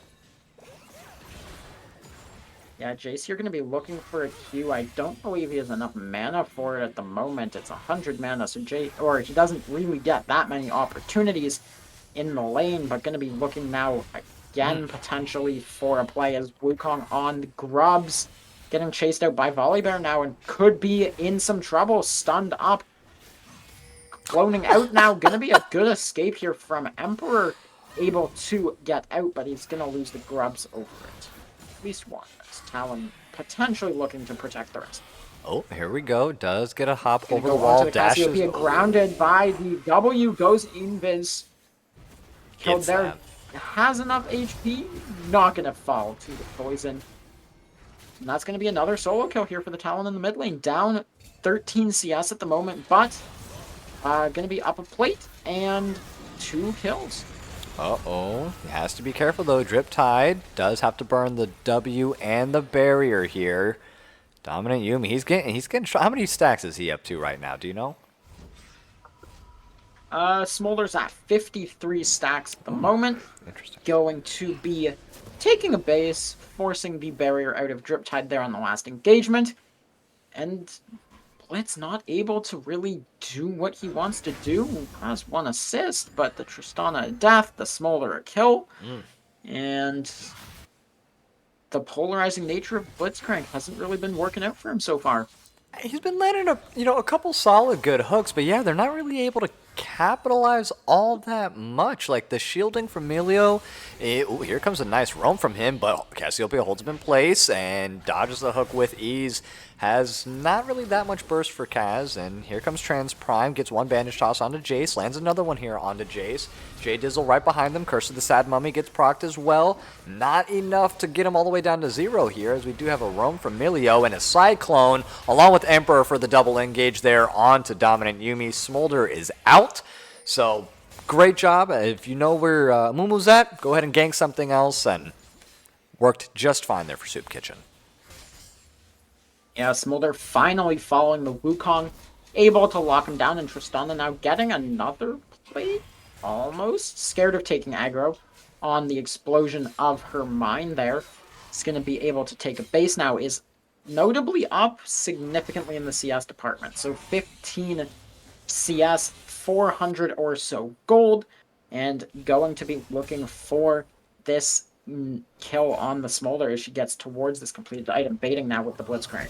Oh, here we are. Like you said, Blitzking right in there, gets the pull off, but able to W in that Smolder, or I'm sorry, that Melio, just able to get all the CC off on him. And Greater, though, having a great time in the top side against Sargent, who has to double dash right on out of there, Attack on Titan style.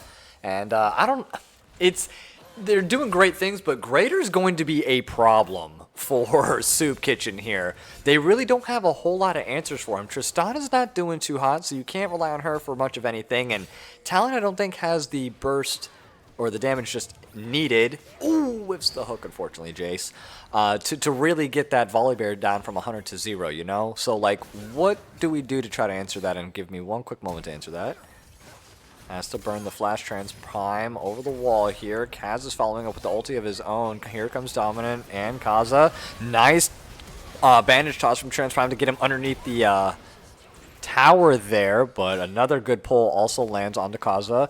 1-for-1 trade, mid for support, definitely in favor of Yumi's Doms. Drip Tide has to walk out of the grounding poison and, yeah, able to hop over the wall to safety, so that ends it right there. Yeah, Wukong able to pick up the dragon, seemingly might be spotted out. Waiting to smite. Yeah. Trying to hide his positioning, now going on to the Cassiopeia. Hitting the Cyclone, that's going to be a lot of damage down, but has to run. Cass does a lot as well. Flash forwards now, as we see a fight going in. A Mumu taking a kill onto Drip Tide. Dominant Yummi taking out the Blitzcrank as the Wukong limps away. So that's going to be a Drake for the side of Soup Kitchen, but losing 2 members in the fight afterwards. Yeah, that's difficult. It's just like, you know, it was worth it because we got the Drake, but giving up 2 kills, definitely not good. And Tristana not getting any of those early kills as well kind of stinks a little bit for her. You know, she just finished her first item, and Smolder hasn't completed it just yet. But will here probably shortly. Yep, there it goes. So, you know, even up 1-1, but still 2-2-2. He's working at about probably like, what, 70 stacks so far? Or 99, so he's 99. almost, he's at a 90 now. So he went from 50 to 99 in just 3 minutes. So not too bad of a look.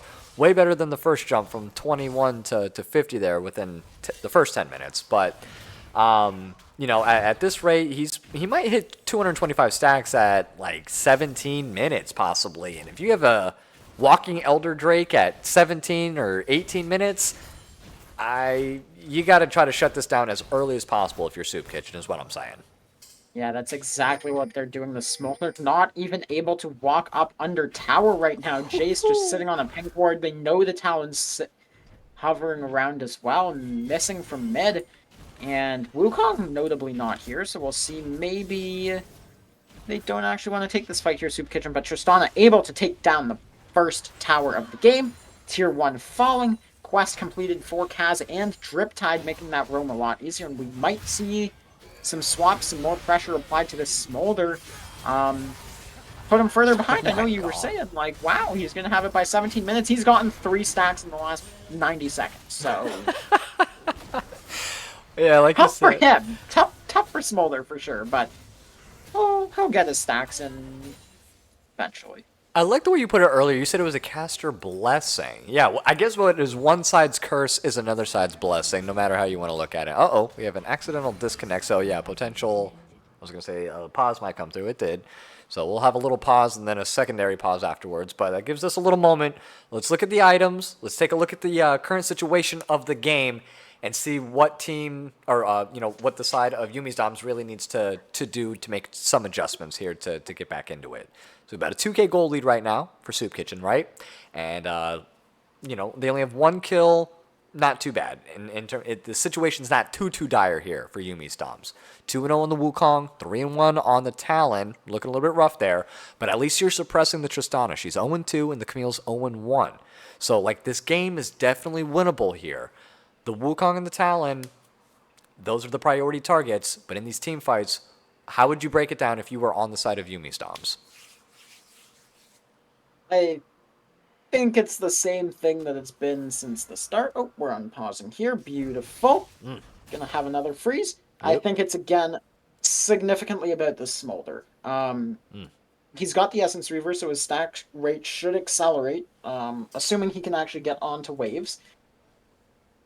I'm interested in the Wukong, though, actually. The Wukong going for Sundered Sky first. Usually you see Wukongs going for Trinity Force. Yes, sir. Very strong item on Wukong. Do you have a suspicion as to why he might not have elected for that this game? I think he's just going like all in, balls to the walls. This is game 3. We need to get on top of the Smolder and then get rid of him immediately. That is all that they want to do. He is the main priority target. And Trans is getting caught out here. We have 3 members showing up here for Soup Kitchen, and a unfortunate die from Greater that he probably wasn't expecting for 3 members to be a part of, as 2 of them die now. 0 for 2, and that is going to be a Rift Herald with ease picked up here by Soup Kitchen.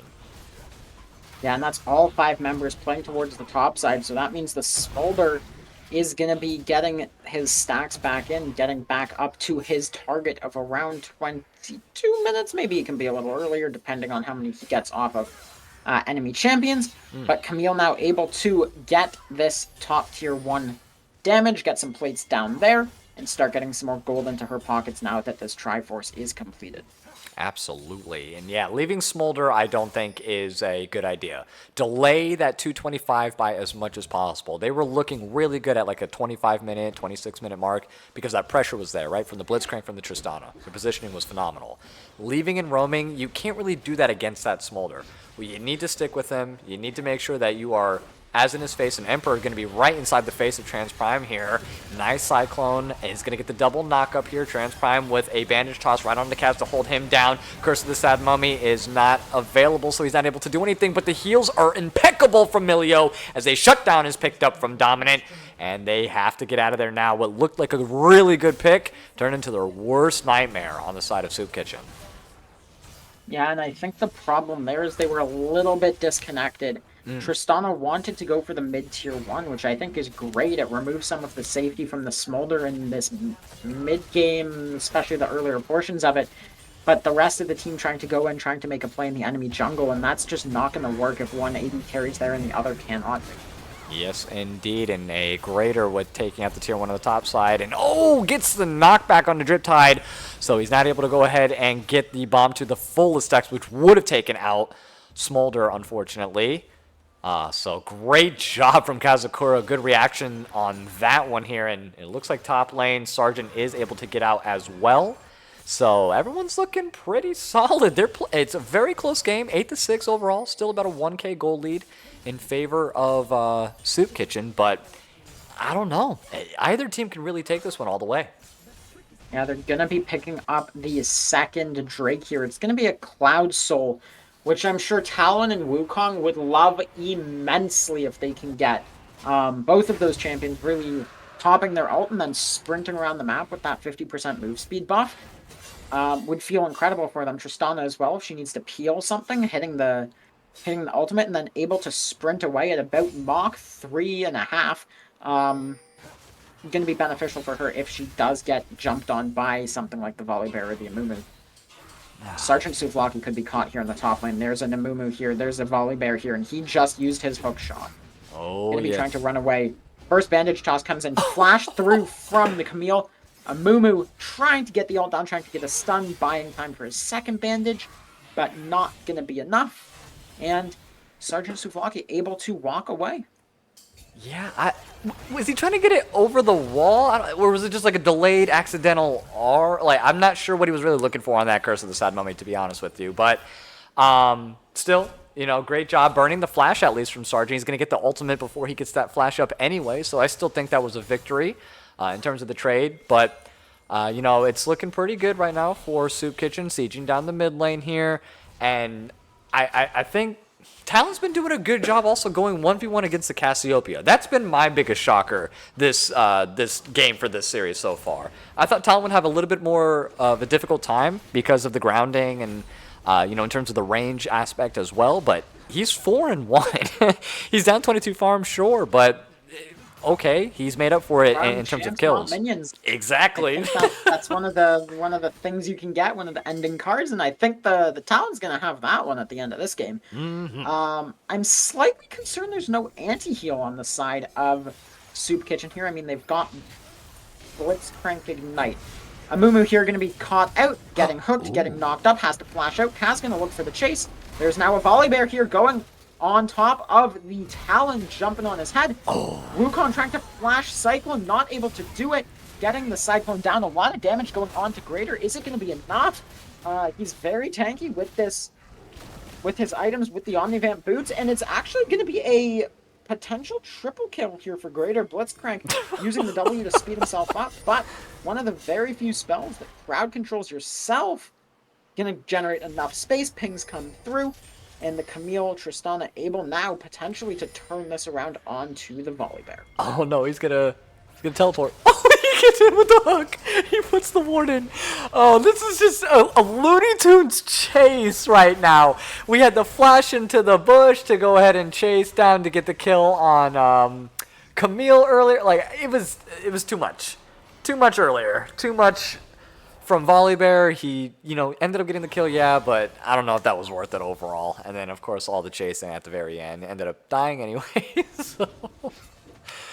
Yeah, so Volibear now going to build the Rift Makers. Blue team summoning the Herald in the bot lane. Interesting. I imagine that must have expired. Wukong has most of his camps up. Talon here could be in trouble. In the top lane is a Mumu and Cassiopeia looking for their target. Yep, here comes the Curse of the Satin Mummy. Talon forced to pop the ultimate as well. Doesn't know that Jay Dizzle is there and gets caught by the bandage toss. And say goodnight on that one. Every kill that they get, though, is another kill right back into the game. And the first kill now being picked up there for Cassiopeia. Yeah, Camille looking on this bot tier 2 here with the Herald. Able to pick up, I think that was 4 plates in one charge because of the Crystalline Overgrowth. Maybe it was only 3. That would make a little more sense. As Wukong now looking to steal away the Amumu's jungle. Generating this CS lead already up about 5 camps. And is going to look to continue expanding that as they take away the buff. Volibear able to take away the Gromp, though. Yeah, let's see. Does he get the blue as well? I'm not 100% sure if he did, but Greater now finding himself in a very difficult spot. Has to ulti off of everybody there. Jay Dizzle right in the middle of all the action as well. Turns around Sergeant, who thought had the advantage, definitely taken down. And Bird gets a Cyclone so that the rest of his team can go ahead and get on out of there, and they are on the hunt now. Get out of our jungle, says the side of Yumi's Doms, and they are just a very healthy squad. Like, look at those health bars. They look more like barcodes on, like, 3 of the members. Yeah, they're looking pretty solid. They finally, on the side of Soup Kitchen, have some anti-heal. It's going to be the Lord Dominic's, or not Lord Dominic's regards. It's going to be Mortal Reminder here coming up from Tristana as her 3rd item. Has the Infinity Edge, has the Hex Optics, as we do see the Drake spawning here in 7 seconds. Tristana pushing out the mid wave in preparation, and Talon potentially caught in the bot lane. No, has the ultimate, but he walks right back into range for some odd reason. Thankfully, the bandage toss doesn't land here, and all 5 members waiting in the tri-bush. And they have to be very, very careful. Oh, nice! Takes the hook at the very tippy toe of Smolder, so he is going to be, I'm sorry, of Milio, taken out immediately here. And a nice teleport comes in from Greater, and Sergeant is on the scene as well. It's a 5v4 in favor of Soup Kitchen, and yeah, they're going to go ahead and push up for that Drake. It only puts them on soul points, so they can give it up, and they choose to do so. Yeah, and that's what I was saying at the start when when Yumi's Dom's getting that first Drake, giving themselves 5 more minutes of scaling time. Smolder, for reference, 204 stacks. It's going to be 205 after this cannon in the mid wave. But if you imagine if you imagine Soup Kitchen here already with the Soul, now looking towards the Baron, that would be a very challenging prospect with the Smolder not even at that 225 Elder Dragon mark yet. Oh my god, another impeccable pull there from Jace over the wall, gets the Volibear, and then the team was just able to clean him up from there. So 40-second death timer. I would say maybe look for a Baron, but they would have to go cross-map, and by the time that happens, they're just death timers too low. So, not really able to capitalize, but still able to get something picked up here. And yeah, I mean, a dragon, or not a dragon soul, a cloud soul with the extra movement speed and slow resistances as well, that's going to help Blitzcrank out a little bit.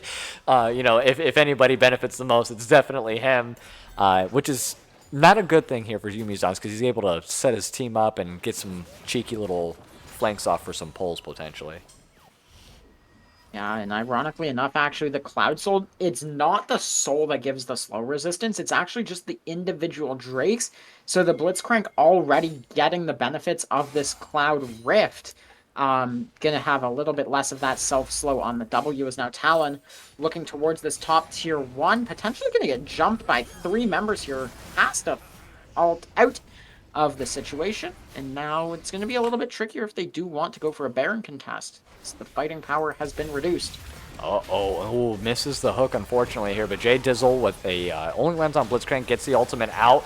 And all of the focus there onto Emperor as the rest of his team just was not positioned well. And Tristana still lagging a little bit behind, unfortunately. And they are playing front to back right now. That's going to be 2 members down here for Soup Kitchen. Transprime with a nice Curse of the Sad Mummy and a bandage toss. Shutdown being picked up by Greater there. 3-0. Camille's just going to go ahead and push the bot side, able to get that tier 2. But they will be trading 3 members and this Baron potential. And I don't know, very much in favor of Yumi's Doms, and they definitely needed that. Gets them right back into the game. Yeah, Smolder here on 221 stacks. Drake coming up in 2.5 minutes. So not looking too bad for them. It's going to be a massive Drake fight here. Baron, I believe, will be up for the very start of that contest. So we'll see what Yumi's Doms can do here to sort of get the Smolder online. Should be a 3-item Smolder very soon. And 225 on him as well. We do see Tristana here. Has Infinity Edge, has the Mortal Reminder, has the Hex Optic. So going to be doing a lot of damage. Most items in the game. Tied Tristana and Talon both with 3. No one else at that 3rd item mark yet. 6-3-0 Talon is tied with the 1-3-6 Tristana. That's so funny. That just shows you how like important CSing really is in this game. Because the 202, I mean, it's only a 5 CS difference between the two. I'm just saying overall, just maintaining and keeping up with CS is definitely important because, yeah, being 3 items matching your most powerful player who's 6-3, definitely a good look. 26 minutes in here, and they need to get a pick off. I mean, that's the most imperative thing, is that either the Talon or the Blitzcrank need to just go ahead and catch out the Smolder or the Cassiopeia. And then they can go ahead and move for a 5v4, or, you know, if the jungle objective is up here, just like this dragon will be in 1 minute. You know, that's really what they need in order to go ahead and get this set up. Or wait inside bushless like they have right here. Nice. Hook is going to go ahead and land on a Mumu. And why go for the carries? We could just go for the jungle. And with that, it's a 4v5. Greater's going to be next up on the map. Ulti's down to safety, and the Smolder has to pop his ultimate as well. Greater looking with just a sliver, though, as he makes his way to the Dragon Pit. The other 4 surviving members with Baron are in the mid lane pushing. Definitely try to capitalize as much as they can with it, only for the next about minute, I think, at most here. Dragon's up in 40 seconds, so still anyone's Drake. Let's see what they choose to do with this time and this positioning here. They're making their way back. I don't know why they're leaving. And a nice pull is going to land again onto Milio as he is knocked out. And Sargent's going to go ahead and jump onto the back line. But with the execute up and available here for Dominant, is going to be a bad thing for him. But he does get the return kill. Double here. 3 for 2 overall. Emperor jukes, but it's not going to be enough as Greater's got that bear sense up and running him down. And that's going to be a 4th member taken out for the side of Soup Kitchen. Dragon up in 3 seconds is going to be gifted, wrapped, and presented nicely to the side of Yumi's Doms. Yeah, I think that Soup Kitchen there overstepped too much. I think after picking off the Milio, if you just walk to the Drake, it would be extraordinarily hard for Yumi's Doms to walk in. Without the support, you don't really have a ton of vision, but not going to do that. Smolder now on 3 items with that Steel Sigil, and BF Sword going to be looking towards the Guardian Angel and looking very scary if he gets that online. Oh, yeah. GA on a Smolder. I mean, they're able to, like, get him locked down. If they can burst him, which they have plenty of tools to burst him with. Tristana, Talon, Camille. You know, if they get it proc, that's just going to be able to set up time for everyone else to get around them, and it's just going to be an easy little, not double, but you know what I mean, double kill, double tap on them. But, yeah, if the Blitz can hook the Smolder, the GA won't do very much of anything. I think it's easy enough for the Wukong and Camille to keep some semblance of space around the Smolder's body as he respawns, but if the Smolder dies in the backline to a Camille dive with the Wukong Talon, that's when it'll be significantly better for the Smolder in terms of the revive. Absolutely. Absolutely. And they are wanting to slow it down now. You know, no Baron, no Siege, and we have to pick off the Smolder. If we can get him alone either in a lane, or like you said, if you can go ahead and get a Blitzcrank pull and pull him in the middle of our team, that would be best case scenario here. You know, obviously before this Guardian's Angel gets popped off. But I don't know. I do not know. Very close game overall, 17-16. It's about an 800 gold lead in favor of Yumi's Doms. I mean, seriously, this is just as close as it was game number 1. Game number 2, very tremendously commanding fashion. Soup Kitchen took it, but nice mental reset here for Yumi's Doms. Like, game 2 never even happened. Yeah, I think Smolder here picking up the Guardian Angel. That's going to be 4 items on the Smolder. Oof. It's going to be tricky here. A minute 10 on the Drake, and it's going to be here. The priority is on Soup Kitchen, so they've got mid push, they've got top push, and a little bit of bot push. I guess they're probably going to drop the bot tier 1 if anyone shows, but using their time, being on the map first to sort of walk into the jungle, start poking, start prodding, and looking for anyone that oversteps. Yeah, they're trying to be sneaky with it too. I'm liking the deep vision. I'm liking the setting up in the awkward bushes. And Grader's stepping up, does have a ward, so they do get picked off. They're not getting cheesed, not today. Kaz walking right back into it. Oh, dash is right before that bandage toss here. Got to be careful because there's a second one. Okay. And with top lane pushing, they're going to go ahead and someone's got to answer it here. Cassiopeia, I was going to say might be going for it, but ooh, nice combo's going to land on the Grader, has to ulti off, and onto the back line they go. Jay Dizzle along with Camille, nice job from Emperor, but he's alone there as Dominant's going to go ahead and pick up that 1 kill.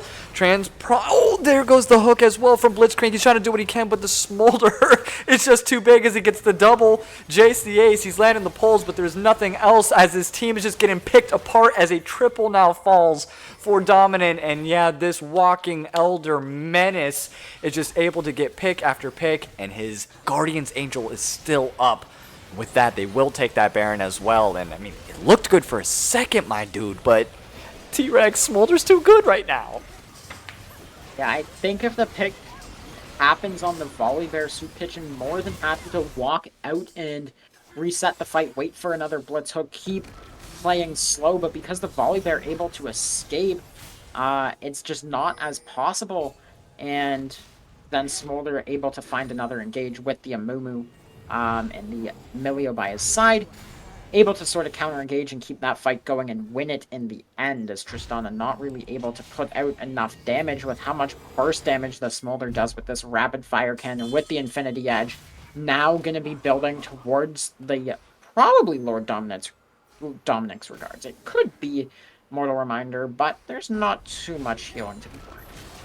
Yeah, I definitely would say, yeah, probably an LDR. Just get the armor pen. They don't have much armor either, but might as well, you know. So it's like, okay, yeah, that Smolder is a problem. I'm just genuinely surprised that it wasn't banned out in any of the matchups. And, you know, good on them for keeping it until game 3. You know, it's like, hey, this is our Exodia. This is our trump card. This is what we're going to be working around and building around. And it was a little bit concerning early game, but getting 225, that's all you need. And here's the 8-4 Smolder now, and with Baron in hand as well. They are getting sieged down quite heavily in the top lane as the other members are pushing down mid here. Trying to get any kind of advantage that they can. If they could, I was like, if they could get a pick off on a Grader before the rest of the team got there, that would have set them up nicely. But nope, waited a little bit too long for that. They do have everyone in top lane, or not everyone, but the Smolder, now the Amumu moving, and Drake is spawning here, so there could be some form of play where they sprint to the Drake or base and go to the Dragon. We'll see what they can do, but I would have liked to see Yumi's Doms here playing more towards this top side with the Baron, and then maybe with 30 seconds or so before the Drake, if Soup Kitchen is matching them top lane, which they should be with a Baron Siege at their front door, that's when you base and you can walk into the bot side here towards the Drake pit, but works out for them. Cassiopeia has that free push in the bot lane, going to be picked up. Now 2 Cloud Drakes to each team, both teams on Soul Point, and that means Soul will be decided in 5 minutes at 39 minutes in game time, if it gets that far. Oh my goodness, Grader though, he is looking with heat in his eyes, and he's going to go ahead and get a nice stun off onto Emperor. Bandage toss onto the backline with a Curse of the Sad Mummy for 3 members there. A Smolder ulti just for good measure, and I mean, Greater just constantly going in onto Emperor here. Berating him, nice hook is going to land, and I believe that did land onto Smolder. It did. The Guardian's Angel gets popped, but the rest of his team is able to go ahead and clean him up. Nice waiting around him, protecting him, waiting for that cooldown off as 3 members fall for the side of Soup Kitchen. And with the Baron and all 5 members except for Trans Prime, or I'm sorry, 4 members there, I think that might be all she needed to call it a game. 30-second death timers here for the last remaining 2 members to wait on. And with the Smolder in hand, I think the Elder, even though they don't have the actual dragon, they just need this little one. Oh, the pull into the fountain. I mean, good on him. Great job, Jace, but unfortunately, not going to be enough, my friend. And Yummi's Doms is going to go ahead and take this series. It was not easily fought, that is for certain, but all you really need is just one champion and one game. Oh, man. What series? Well played by both teams. We got a Game 3 banger there. And it was almost like the AD carry show all 3 games. In Game 1, it was like the Ashe that was doing a lot of the damage. In Game 2, we got the Vayne. And then in Game 3, the Smolder. So both teams playing really well, playing that sort of front-to-back style, able to protect the carry, get that damage out.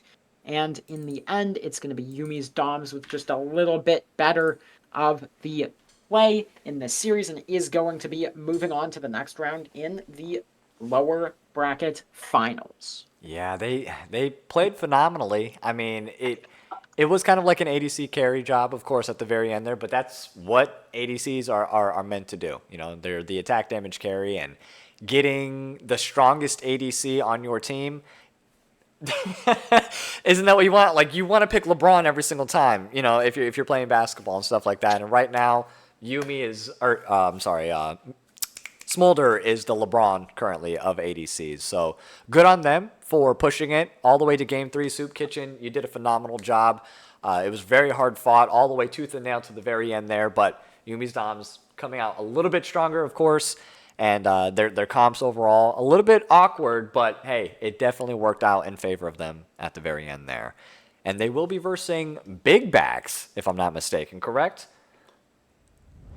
That is correct. So it'll be Yummi's Doms and Big Backs in the lower finals. Best of 5 there should be a banger. And then the winner of that will go into the grand finals against Circa 22. Yes, indeed. That's going to be a fun matchup as well, no matter who ends up versing them, if it's going to be Yummi's Doms or Circa, because Circa, I believe they versed Yummi's Doms. Oh, nope, they didn't. They versed Big Backs here. They're going to be versing Big Backs again here, and then we'll see what Circa... oh, yeah. Nope, never mind. They didn't verse them at all.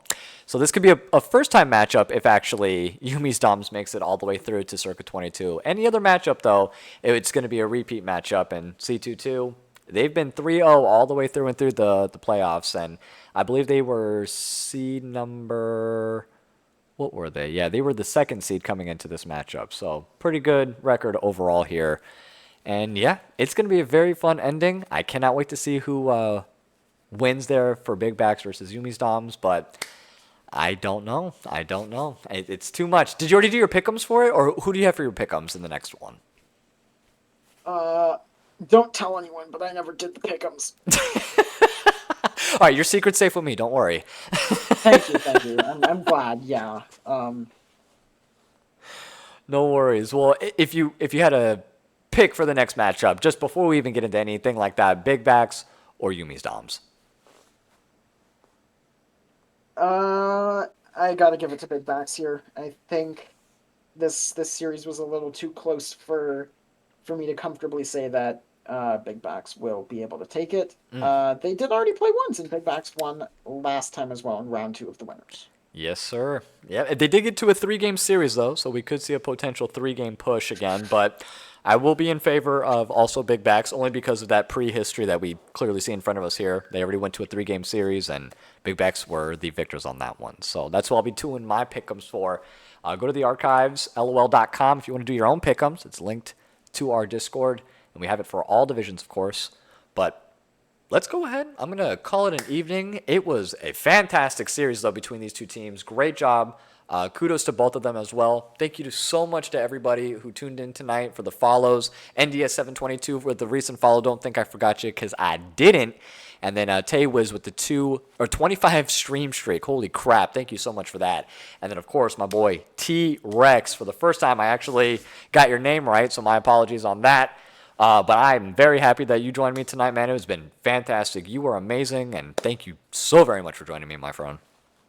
Thank you so much for having me, and I hope we get to do some more games together in the future. Oh, we will. And you're going to be on the front part. You're going to be on the back part of production. It's going to be amazing. I'm very much looking forward to it.